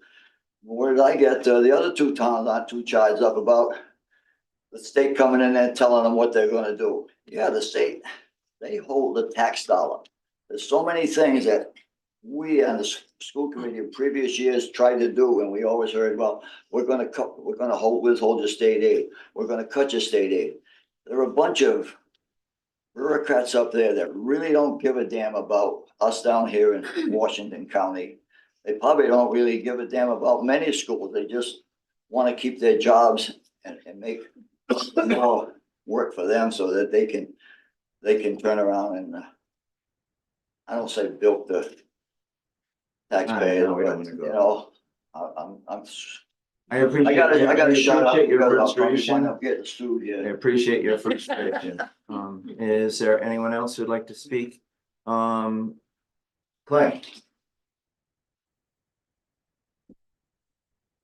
I'd like to put this in some context. In 2015, the prior Education Commissioner, Ken Wagner, pushed the warm, safe and dry. And he said there was a $500 million fund available to spend over 10 years for the whole state. 2016, 2017, he started pushing this newer and fewer, and I happened to be a new school committee member at the time. And I did my due diligence and I said, we really need to look at this at state funding. And I couldn't find any way to spend massive amounts of money and find efficiencies in the school system. So zoom ahead to 2020, I was the first school committee member to welcome Gina Picard to the district. I visited her in her office. And I said that folks in Richmond are finding it very unaffordable now. The taxes are too high. And her answer to me was that it's her job to get as much out of these towns as she can get. In 2022, I sent a letter to voters and I said the school committee is looking at building massive new buildings and spending tens of millions of dollars. And I was told that that was misinformation. Now, not very long later, they want to spend $150 million. This is a real problem. And the real problem is, have they earned your trust? This program went in place over 6 years ago, and they're bringing it to you 30 days before their deadline. I would request that you vote no on this bond. Thank you. You and then Ken Mitchell, Wood River Junction. The Charahoe Act does not work anymore. The financial end of it, we need a regional taxing district in order to keep this going, because every year Richmond and Hopkinton are getting zonked all the time. And the other thing is, I don't think the state has given Richmond and Hopkinton the right amount of money to keep our tax, what we pay per thousand into the school, somewhat close. Remember, Central Falls, the poor little district, is 100% funded by the state. I talked to a politician the other day that didn't even know that. it's actually. So we need to change the Charahoe Act if we're gonna do these other things. I agree with you. Louise? Okay. Good evening, Louise Dinsmore from Richmond. I just want to thank Gina and Mario and Ned Draper for coming tonight and for, educating the public on this proposal. I'm also the president of the Charahoe Forgotten Taxpayers Group, which advocates for fiscal responsibility relative to school and town budgets. Over the last few weeks, I've attended a number of the meetings that the school department hosted, the necessity for school construction subcommittee, 2 school committee meetings last week. So I consider myself to be probably as informed as you can be about this particular topic. I've read the materials, I've done my due diligence. The public has been told that building 3 new elementary schools will be more cost efficient than renovating the existing elementary schools. When I did my own research relative to what other towns have done, I came across just a couple of examples. There are a lot of examples. I know that Gina and Mario talked about this tonight. but just my own due diligence. As of September 2023, Rogers High School in Newport was $15 million over budget. This was a new construction project. In November 2023, the Newport City Council member, Mark Aramil, said the cost overrun was closer to 20 million or even $30 million over budget. In Johnston, 4 school projects estimated at $215 million increased to $265 million. They had to scrap plans, I believe, for 2 of their 4 projects and go back to the drawing board. Probably value engineering process was able to address that issue. This community needs time to do their due diligence relative to building 3 new schools versus repairing the existing buildings. My perception is that this proposal is being rushed through to meet a deadline of February 15th. We need to slow down and do our due diligence. These decisions are being made very quickly, and the train appears to be out of the station already without substantive taxpayer input. Are the majority of the taxpayers in our community even aware of this proposal, which will impact their taxes? I doubt it. My question is, if the bond to borrow up to $150 million passes, what does that really mean for the taxpayers of Charahoe, especially the taxpayers of Richmond and Hopkinton? Are we going to be able to afford our property taxes on our homes by fiscal year 29? What are the tax implications going to be with bond payments, debt service payments, cost overruns, school and town budget increases, which we know that school and town budgets increase just about every single year? We need answers to these questions before we vote on a bond. The school administration and the town officials of Richmond, Hopkinton, and Charlestown owe it to the taxpayers to tell us what our property taxes will look like in 5 years. The school administration has a 5-year budget forecast. I believe the town finance directors have 5-year budget forecasts as well. We know that these budgets go up every year. The town finance directors really have to come together as a team with the school finance director to crunch the numbers and give us a realistic understanding of how much our property taxes will increase. When you go for a mortgage, you get a truth in lending statement. What we as taxpayers deserve is a truth in spending statement for Richmond taxpayers. The Richmond Town Council, I am asking you to ask the school department and the finance director to work together to really come up with what are our taxes going to be able to support and sustain. My last point, there is a document on the Rhode Island Department of Education website entitled Breaking Ground, Necessity of School Construction Approval Process and Timeline. I have a copy of it right here. There's a section on this stage 2 approval that says local approvals. The documentation specifically states that a stage 2 application must include school committee and city council approvals. You see, as it states on this document, receiving local support is a factor in the stage 2 application being accepted by RIDE. When I asked this question at last week's school committee meeting, the superintendent said that she has an opinion from John Anderson, the school's attorney, stating that there is language in the Charahoe Act that states that local town council approval is not needed in order for this large construction project to move forward. If that is the case, that is not demonstrating a spirit of cooperation and partnership between the school and the towns. My understanding is the towns own the land that the school buildings are located on. And if the school department wants to build on town land without town approval, that's a problem. Members of the Richmond Town Council, what are you going to do? Are you going to support this and give your approval to borrow up to $150 million? A decision which will mean property tax increases that many in this community will not be able to afford. Your body must make a decision one way or the other. While we all love a shiny new building, there's a significant difference between a want and a need. Just take a look at what other towns have been faced with after they've embarked upon new construction projects. Thank you for listening. Thank you. Any, ma'am?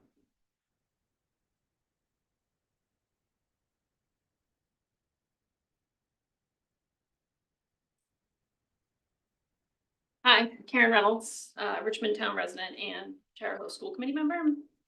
Louise, thank you for your great questions. Clay, thank you. We do have to do our due diligence, and we do have to look at what this is going to cost our taxpayers and do for our town. We need to submit the application by February 15th. The bond isn't going to occur until May, so there is some time to work out the cost, but we have to do a few things before we even get to the bond vote. So we have to submit the application by the 15th, or we lose the opportunity to get up to 81% of the cost to build these new schools. Thank you. Is there anyone, sir?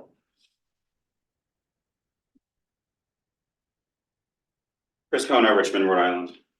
So I'll weigh in that I'm the taxpayer that people have been talking about. You say that the residents are the ones who carry the tax burden in this town.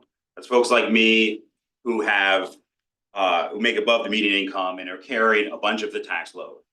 And I think it's penny wise and pound foolish not to invest in the school that we have now in a way that we can. We need to, if we do think that we're starting to hit these tough economic times, the solution is not to put Band-Aids on everything and hope it's going to hold out for the next 10 years. It's to invest when we have the opportunity to invest, put the money in new schools and make them work. And then that way we're paying less in repair costs and random breakages and leaking roofs over the course of the next 10 years when we think it would be tough. If you look at a little bit later, the discussion about the tax exemptions, doing some quick math, the average tax exemption is $2,200 to $2,200. The amount that we're talking about here is much less than that in terms of what the impact would be on the average taxpayer. What that suggests is that I recognize there are those who have problems with this. There are those who are on fixed incomes that are struggling to make their own heating payments this year and things like that.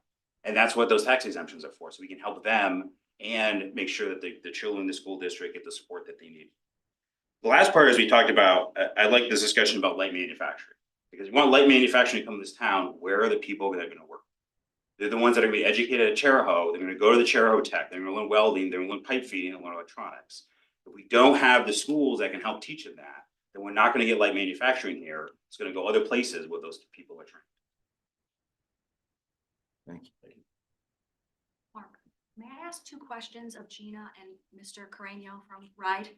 Are they still here? I can't see them. Yeah. Yes, please. May I? Yeah, I'd love. Good questions. Louise Dinsmore from Richmond. I just have two questions for the superintendent and Mr. Carreño from RIDE. When does the district know whether or not we have the 76% reimbursement through this process? That's my first question.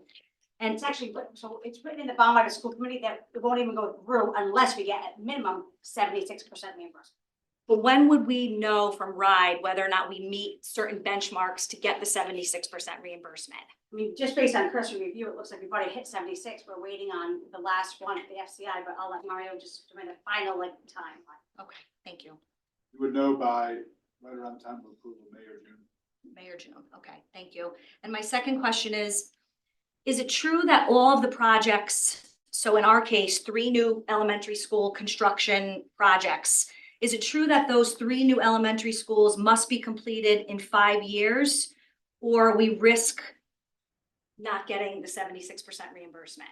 Correct. Thank you. Thank you. 5 years, 3 schools.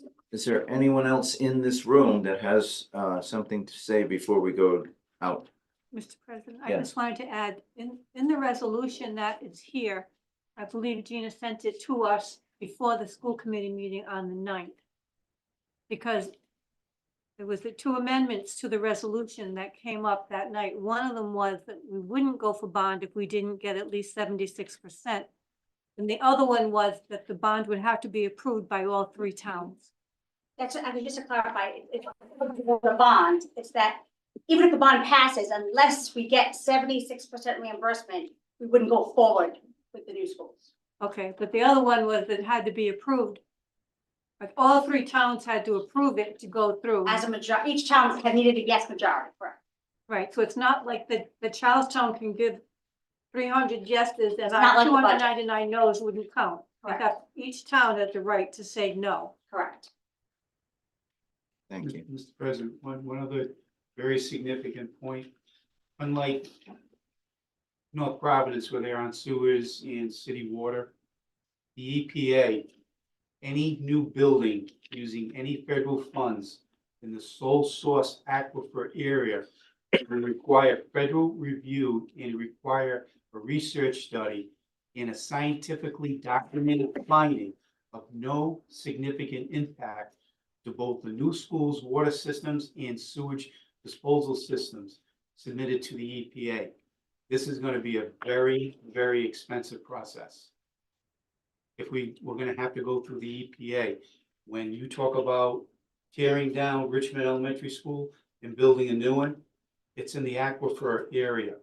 And we're going to have to follow EPA requirements, and it's going to be very, very expensive. This, somebody told me, could cost upwards of over $10 million. Okay, do we have statements online? We do. Okay. We first have a phone, someone coming in on phone. The only one with their hand raised coming in on phone, *6, you should have permissions to unmute.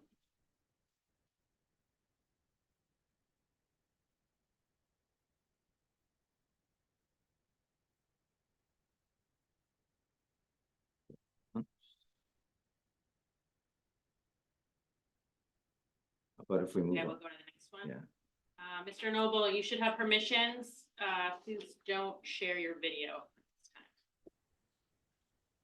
Hello, everybody. Can you hear me? Yes. Hi, Jeff Noble from Richmond.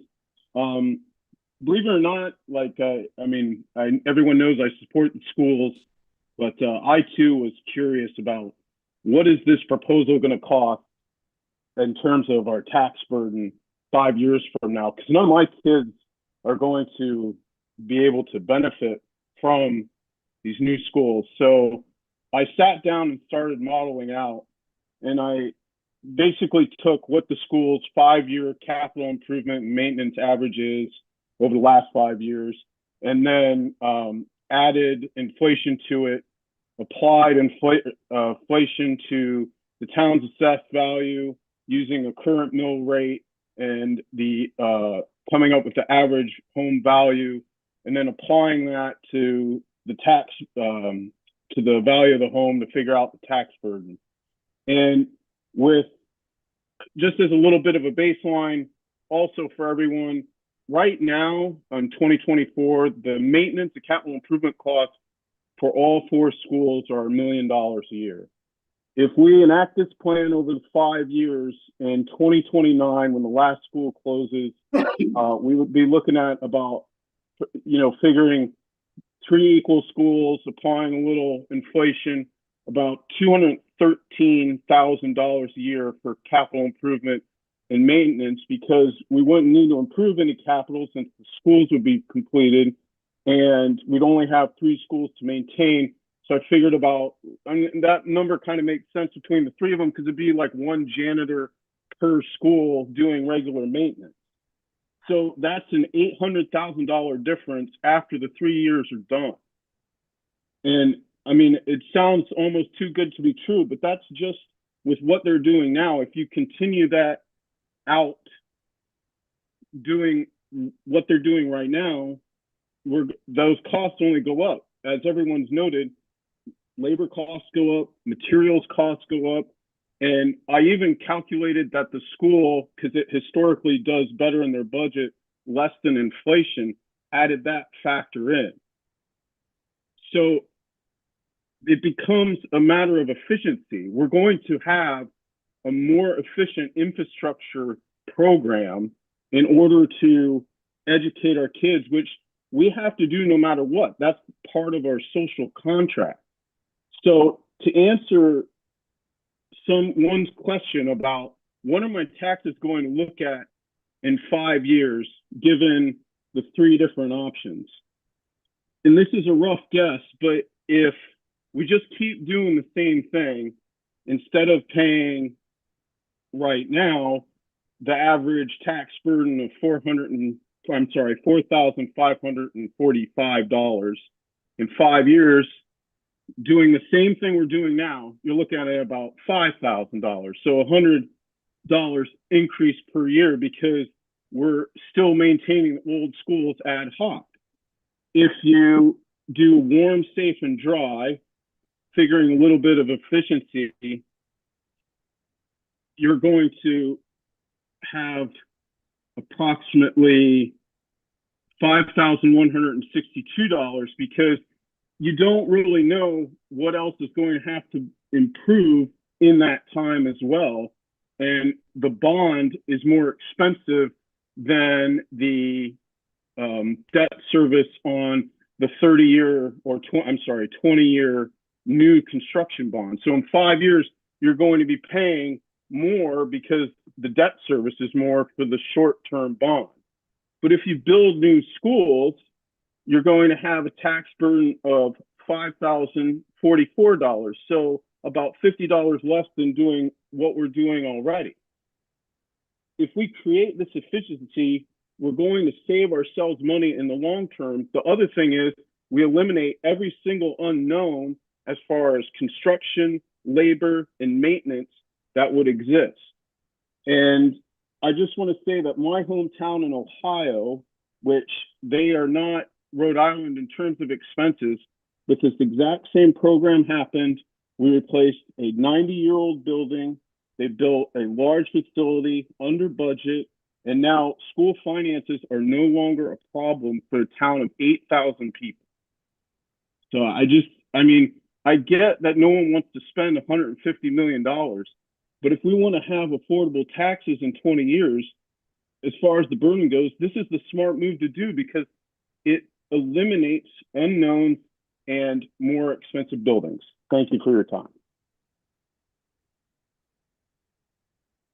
Thank you. Mr. Reynolds, you should have permissions. Good evening, everybody. Mark Reynolds, Richmond. I don't want it to be lost on the group, kind of where this discussion started with Superintendent Picard's presentation. It's going to cost us the same amount of money on a yearly basis to build 3 new schools or to do the warm, safe, and dry option to just keep what we have. So how would you better spend your money? Would you better spend your money on a new building that's going to be more efficient to run on a going forward basis? Or would you rather spend the same amount of money to continue to have to run and heat a 90-year-old building? We're spending the same amount of money. I think that's the most important point here. The cost of the work is going to be the same on a yearly basis, as the superintendent's presentation pointed out. So what's the wiser use of our dollars? New buildings that are more efficient to run, or old buildings that are inefficient to run and run the risk of some catastrophic issue with a boiler or something else that's going to even add to the ongoing maintenance costs? So it's an opportunity that we need to take advantage of, and to not take advantage of it would be fiscally irresponsible. Thank you. Thank you. One more. Ms. Purcell, you should have permissions. Hi, Jessica Purcell, Richmond. To start, I think Mark brought up a good point to bring it back to Gina's presentation. Unfortunately, you had someone who's the superintendent of our regional school district here. And instead of questions, what I heard was a lot of commentary by 2 very talkative town councilors sharing their own experiences. I'm a little bit disappointed in that sort of behavior. Too many of these meetings have just run off the rails because of stuff like that. And it bothers me. But let me get back to what I'm trying to say here, which is one of the big aspects that we have to consider with this is, like you said, our regional school district, right? To me, that's one of our biggest assets. That's how towns of 8,000 can provide such a high quality education to so many children. why we have so many opportunities for them. But in a lot of ways, we're not quite as regional as we should be, right? Hopkinton has 2 elementary schools. That is an issue that comes up year after year. And that is part of why we're having a discussion about how to move forward in a way to have schools that house students efficiently and we're not duplicating services. And so it would make me really sad to know that Hopkinton has to change so much without getting anything in return. So when I think about this decision, which we all get a say in, we all get one vote at the referendum when it comes up in the spring. I think about that. If Hopkinton has to lose a school, what do we want them to get out of that? Do we want them to have a new school and each other town to have a new school? That's something that I consider. And the other thing I consider is there's over $1 billion of our state tax money going to other districts in this state. I want to see us get some of that as well. Thank you. Thank you. Senator. Thank you, Council President. Elaine Morgan, Senator for the district. I just had 2 questions, actually 3. Can the new school projects, and I guess it would be for Superintendent Card, can the new school projects move forward without the town council's approvals? Now, I mean, as far as the Charahoe Act goes, there's a slippery slope there. And there was another question of decommissioning Hope Valley School. Where did the permission come from to decommission Hope Valley School? I don't think it came from the school committee or the town of Hopkinton. So this was a unilateral decision by the superintendent, by RIDE. I don't know where that came from.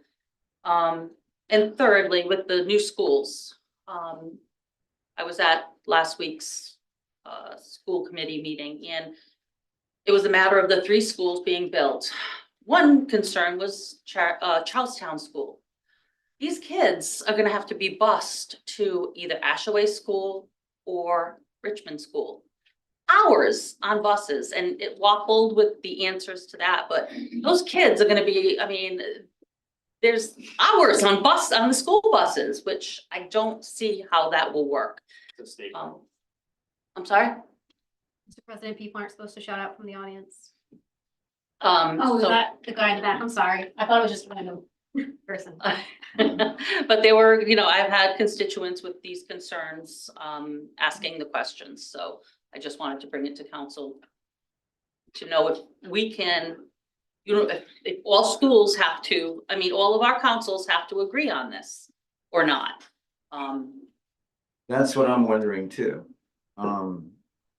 I just don't see how 3 towns could agree to spend that kind of money without town council approval, without the fact that agree with us or disagree with us. There's 5 of us up here that the majority of the town voted for us.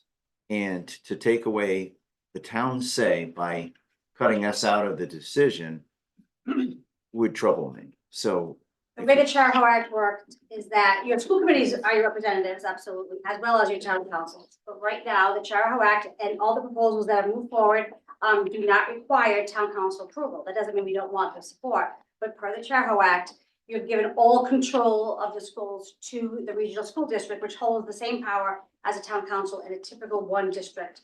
The regional school district, this was put in place in regional districts in order to ensure that 1 town council could not veto another town council, for example, which is why the powers sit at the regional school district in the Charahoe Act.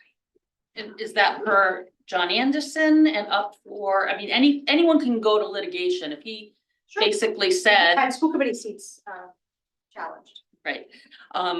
If he said, I mean, he's getting paid by, going to court and the hour, he has his retainer. We just spent $10,000 The on last 2 proposals sent to RIDE both had the legal letter along with the Charahoe Act and have been presented the exact same way that we're presenting. And the Hope Valley has nothing to do with the stage 2 application. It's a completely different budgetary. I was asked to do this last year, by the way, by the school committee. So I'm unclear about what you mean the school committee to vote. I was asked to bring the Hope Valley decommission to the table in March of last year. And it's just coming up now. No, they halted. They paused because we were not level funded.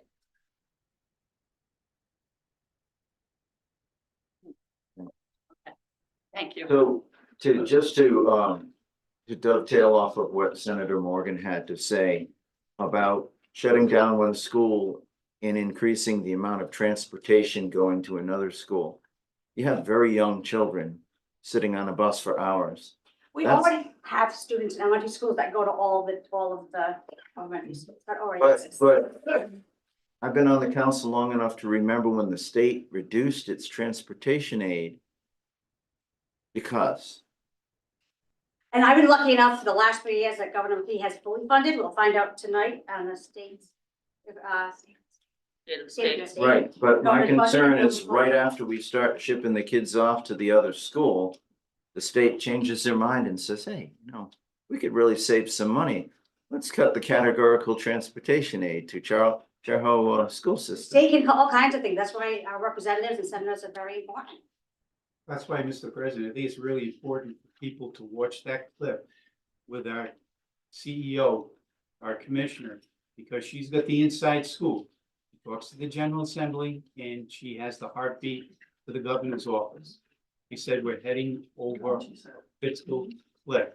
The superintendents have to tighten their belts because the money is not coming from the General She Assembly. also said that infrastructure for our schools is very important, so we can all pick and choose what we like and don't like, but in reality, I'm just sharing an opportunity. It's not Gina's proposal. I'm gonna be honest with you. This is not easy. I can imagine. Decommissioning a school is not easy. These are very difficult decisions. It's easy to point fingers. It's easy to make comments. It's not easy to be the one making the decisions. The opportunity goes to the voters. The voters will determine what the schools look like and feel. Yes, Rich. Gina, these questions for Gina.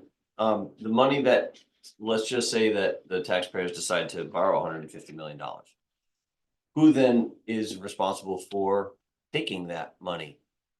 Where does that money go? Does it go to the school? Is the school collecting the bond money, or does it fall onto the I think it town? would follow the same process as previous bonds. You want to explain how it works right now? Yeah. My understanding of the prior bond issues went through Rybeck, which is the education and health bond. And then, once that distribution is done, it's gone through the building committee to actually do the construction, like for instance, the Cala bond. And then we have that debt obligation that's due in cooperation with RIDE and Rybeck. We make those payments on a regular basis. There's also reimbursement that's applied to that bond before we're required to pay it. And then we in turn send a bill to the town that includes that debt service payment. So technically, district is on the hook for that bond obligation. We do that through Rybeck, and in turn, because of that RIDE cooperative arrangement, that payment is guaranteed based on the state aid that's applied to the district. And then any cost overruns and work changes and stuff like that, let's say it just escalates to 200 million. What happens? Well, to what's been said prior to this, it can't. We're only able to meet whatever obligation we're authorized to meet. So if you get to a point where the school's 9/10 done and you've run out of money because of cost or overruns, then what? During the stage 3 process, the building committee meets weekly to review the project, to look at the progress to date and make very strategic decisions to ensure. So for example, in the North Providence, there was a determination, keep 3 schools and you have to, let's say, walk back. For example, Ashway and Hope Valley have no cafeteria separate from the gymnasium. You could have went to a model like that, but oftentimes it's not as efficient because you're utilizing more staff because you can't utilize the gym during cafeteria. So instead of doing things like that, the choice was made to build 1 school instead of 2. That was a decision made. It doesn't mean that they had to do it, but that happens. Just like when we did the first 2 projects, we came under budget and decided to remain completely under budget. We weren't going to add bleachers to the gymnasiums in the elementary school. Some cost savings there to do some other health and safety things to repurpose. So there's things that can happen, but just like somebody else said. That's gonna happen whether we renovate, it's gonna happen whether, the cost of everything is the same. It's not different whether you renovate, maintain, or new construction. Overall, our responsibility, like it always is to share the opportunity that exists, is to share what the budget's gonna look like based on those opportunities, and for the voters to determine what the school should look. Well, Ms. Picard, even with North Providence, they had to scale back. Their tax base is much greater Mr. than. Colantoni, you're saying it's because of the elementary schools, which is not accurate. And to be fair, they added projects, the administration building. So I can have this conversation, but I'm gonna say to you, I know very explicitly what's happening in North Providence, and what we're twisting information, which is unfair. It's not twisting information. He understood that at 125 million, the town of North Providence couldn't afford it, even with the reimbursement rate from the Department of Education. If we didn't even do with- the administration building because the even mayor was with looking his- for parking spaces even by with the- town hall, that, yeah. Even with the tax revenue coming in the city of North Providence, far outstrips all three of our towns Okay. combined. Council Colantoni, you and I can talk about this, but the project in North Providence is not, you're not accurately representing what actually happened. It wasn't about elementary school. Well, this is It about was different Richmond, so projects. let's try and And again, everything. in stage three in the Charahoe Act, but every single council appoints stage three members to the building committee, every single one. To ensure that you have your say, you'll be able to appoint people to that, to ensure when it's actually designed, that who you want at that meeting is there. How about what if taxpayers decide that they want to renovate? Would there still be input from the town? This is the process regardless. If we have to do a large renovation project, per the Charahoe Act, depending on what the project looks like. If it's a large project and we have to go to a stage three, then you need a building committee. If it's your basic capital improvements, it's based on your school committee elected officials determine that based on our budget. And we have walked back the last 3 years of capital improvement. So to be fair, to say this is being rushed, I've been discussing this since 2020. And we paused because people felt it was too fast back in 2021. And then we put it back up again last year, and we paused so people had more time. So I understand and appreciate when people start to hear information, but this has been a 4-year conversation. And it began in 2005 by Richie and went back to the 90s with John Peany. We've been investing in your main campus and not your I elementary. respect what happened in the past. However, I was not part of that discussion in the past. Neither was I, but I'm just sharing that this is, Right. the elementary schools have no investment in large capital improvements because of conversations that unfortunately always go to the main campus because it's easier to make changes at the main campus. Well, I began our discussion on this topic with a comment that I made that we have a police department that's in an old credit union. We have a town hall that's inadequate with internet that keeps on dropping out. And we have a building for the DPW that's about to fall down. We have a volunteer fire department. We have roads that are broken up and heaving, trees that are falling down all over the place. We have dams that are overflowing, rivers that are overflowing, and we're being asked to spend $150 million on a school. On 3 new schools and a Yeah. capital improvement plan for your main campus, middle school, Cala, I got you. CTC, and high school. I understand. The school. It is just, there's only so much money and it's got to go to several places, not just one. Correct. We can have a It's gonna have to platinum, be fixed. we can have a platinum school sitting on the top of a hill, shining in the sun. And if everybody's living in grass huts around it, then And again, it hasn't my accomplished responsibility is much. to share the opportunity. Okay, and I appreciate that. And I am sorry for my hostility and the hostility of other people, but it's an incredible burden on taxpayers. And I don't know enough about it to make a final decision, but you can see which direction that I personally am leaning. And I appreciate everybody coming tonight, everybody's questions tonight. I'm wondering if there's any further questions from the public. Sir. I just have a question. Or some comments and some observations. I'm Steve Moffett. I'm from the Hopkinton Town Council. Right. The one thing I've observed tonight is is attacking the messenger.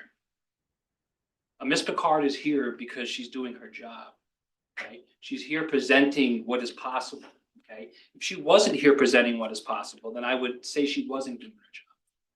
Now, we have a school committee who was elected, right? And we have town councils. So as much authority as you would like over this situation, shooting it down or whatever, you don't have that ability, okay? Those school committee members are also elected by the same people who elected you here, okay? So, I mean, ask all the questions, that's great. I wish there were more questions asked instead of just, comparing us to other towns or other places. This is how they do things. Other places have different charters. Other places have different language. The town of Wesley Town Council approves their school budget. You have 7 people that approve their school budget. Their school committee puts the budget together. It doesn't get a townwide vote. They don't get a say in that. Their say is electing their town council. We get a say by electing school committee members who hire our superintendent to do her job. So I would think it would be best practice to allow her to communicate her job. Do I think that due diligence needs to be done? We need to know what it costs? Absolutely. I mean, it would be stupid not to, right? To not be informed. But I do think there could have been some better questions potentially asked, instead of comparing us and comparing to everything else. So I applaud Gina for doing her job. Coming up here, it's part of the process, right? She has to present this. She has to. I mean. So Counselor Moffett, I have a full disclosure. Do you have a family member that works for the? I do, but I also have 5 children that go to the school district. And I've lived here almost all my life, okay? I've been here since, I hear Mr. Calasante say, 36 years or however many, 1992. I remember when Mr. Calasante was in the town council back in 1990, right? You were a Democrat then, right? Right, okay. So, and I also remember, the schools threatening to cut sports, right? And us having to go out as a 7th, 8th grader, knocking on neighbors' doors, asking for money. This has always been an issue. It's always been an issue, and this issue is never going to go away. So at the end of the day, the taxpayers are going to have, the decision, and you're going to benefit too, because it has to approve in all 3 towns. If it was going to be an aggregate vote, then you might have something to worry about, with Charlestown pushing, over the edge most times. I will agree with you. That's what happens, right? I mean, it's either, kind of a fine line in Hopkinton. Richmond is kind of there. I want to say it passed in Richmond, last time the school budget was voted, but I don't want to continue that path. I just wanted to state a couple of observations. I look forward to Gina and then coming to see us in Hopkinton. And I, again, invite you gentlemen, or ladies and gentlemen, to come also witness and ask some follow-up questions if you have it. So, but thank you for your time. I appreciate it. Could you announce the date that they're coming to Hopkins? I don't know off the top of my head of time. I have It it. may be February 4th, maybe. February 5th. 5th? February 5th. Thank you very much. Thank you. Sure. I have one question, if I may. Gina, for the public's education on the matter, since we have a lot of people engaged on this, can you explain the timeline we discussed earlier today with how this stage of the application bonding, when the voters will hear it, will go? No. Okay, so, the way that it would work is that, at the February meeting, I think it's the 14th, we have the final application for stage 2. And again, stage 1 is a facility review. Stage 2 is based on, the opportunity of what we would qualify for on the right funding formula. The architect presents what we can do to maximize, the funding available. And then to be completely honest, what we said to them is we don't want any extras. If I can't afford, the basketball court, don't add it. Only what it would be able to do to get based on the square footage and that formula that you can see on the right website and how it's determined. Based on that, they presented, and that's also on the website. I have the QR code if anybody's looking for it.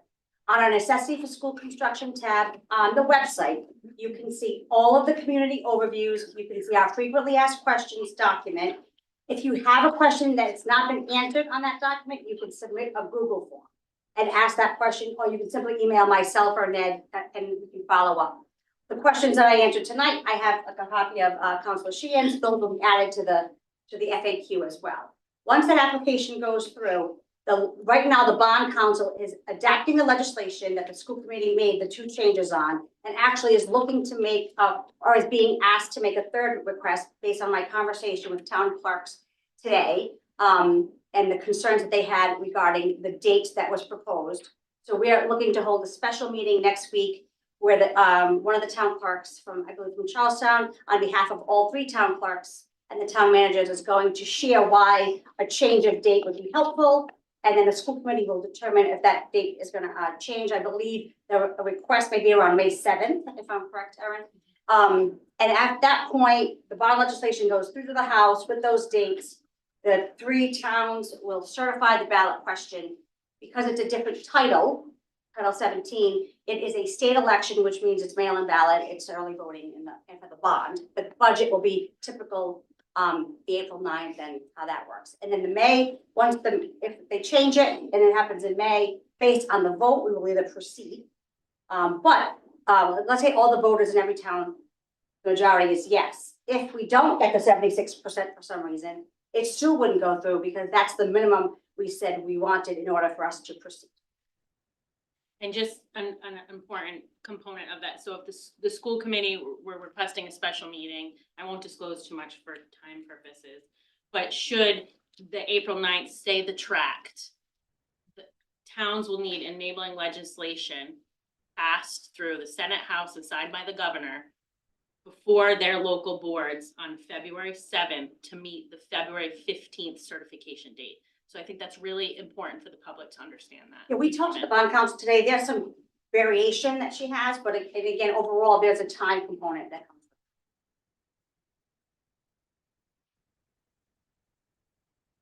Thank you. Yeah. If there's no further questions, I'd like to move to the next item of business. A request from Councilor Wilcox for discussion and consideration of adding a rule prohibiting individual counsel from requesting legal opinions, ordinance amendments, or proposed resolutions from the town solicitor without a council majority approval. Sam, do you have anything further to add? I mean, it seems relatively straightforward. Yes. The idea kind of came from, our school committee has that rule, and I think that it's good to save extensive legal work and something that maybe the entire council doesn't want to move forward with.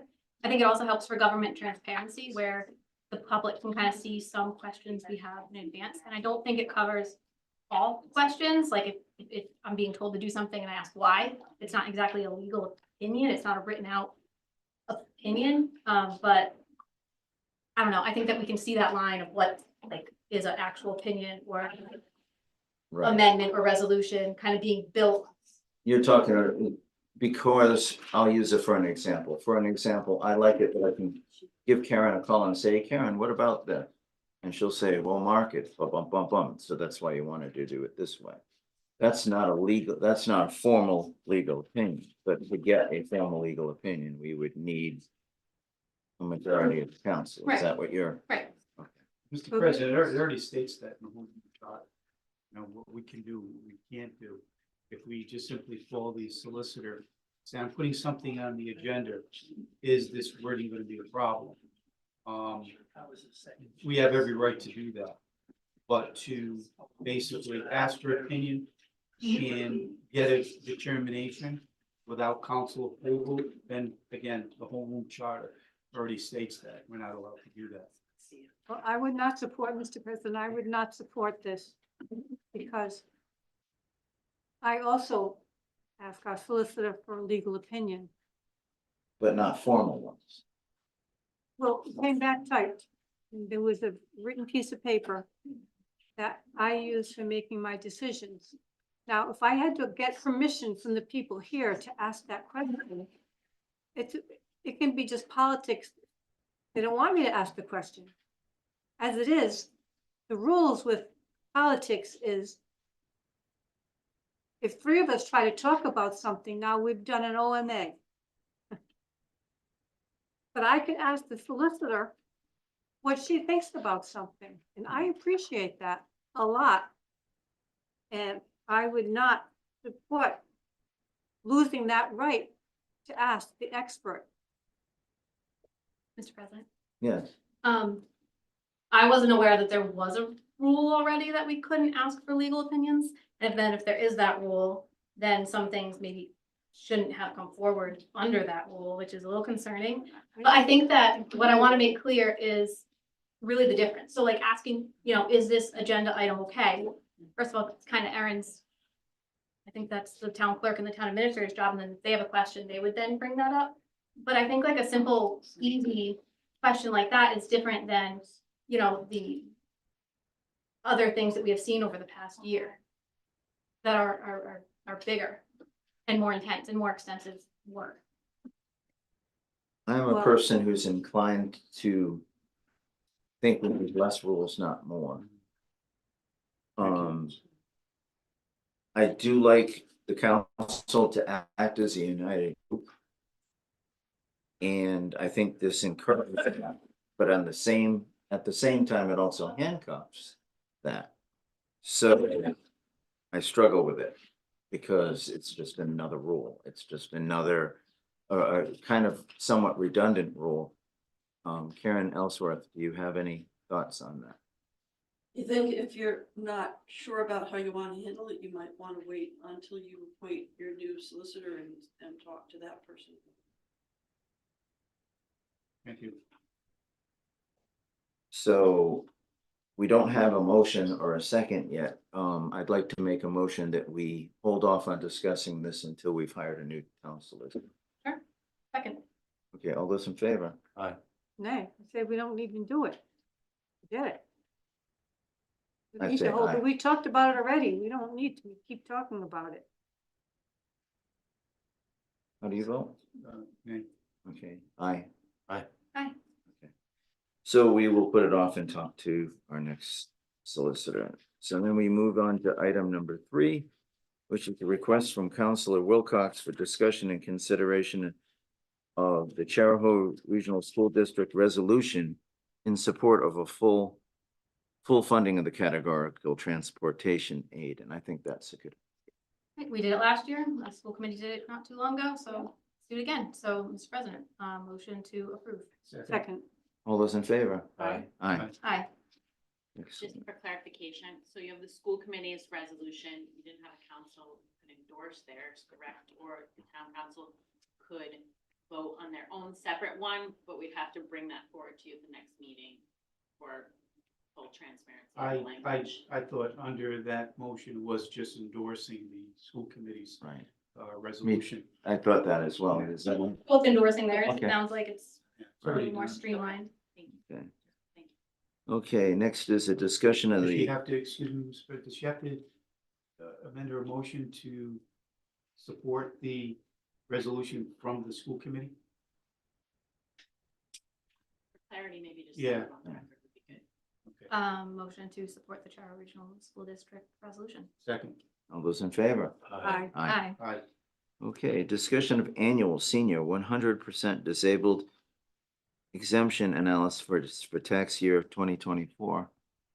Who placed this on the agenda? So Carmen did, I did ask her, we thought we'd have some capacity issues, so I did ask if certain department heads would remote in, and she is available via Zoom. Okay, This is an item that's required okay, every year. She's required to make this report to you every year. okay. And she's recommending no changes this year, which I think is sensible. Okay, in that case, would someone like to make a motion? Move to approve her recommendation? Second. All those in favor? Aye. Aye. Aye. Aye. Okay, Christie, is somebody talking? That was Carmen, I just unmuted her Oh, in case I'm you had sorry. questions, yep. Request of Councilor Carl Santi for discussion and consideration requesting a report from the town planner on Valley Lodge flood mitigation.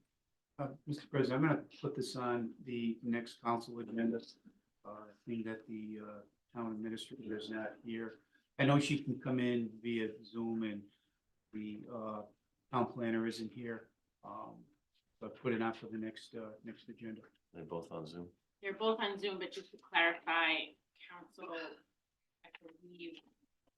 I believe that they're not prepared for a report should it be scheduled, should they decide, the council majority want the report? We would need a motion to schedule. So we'll make a motion to schedule a report for the next meeting. Second. All those in favor? Aye. Aye. Aye. Mr. President, motion to file communications, petitions, proclamations, resolutions. Second. All those in favor? Aye. Mr. President, move to adjourn. Second. Second. All those in favor? Aye. Aye. Right. Now I can go home and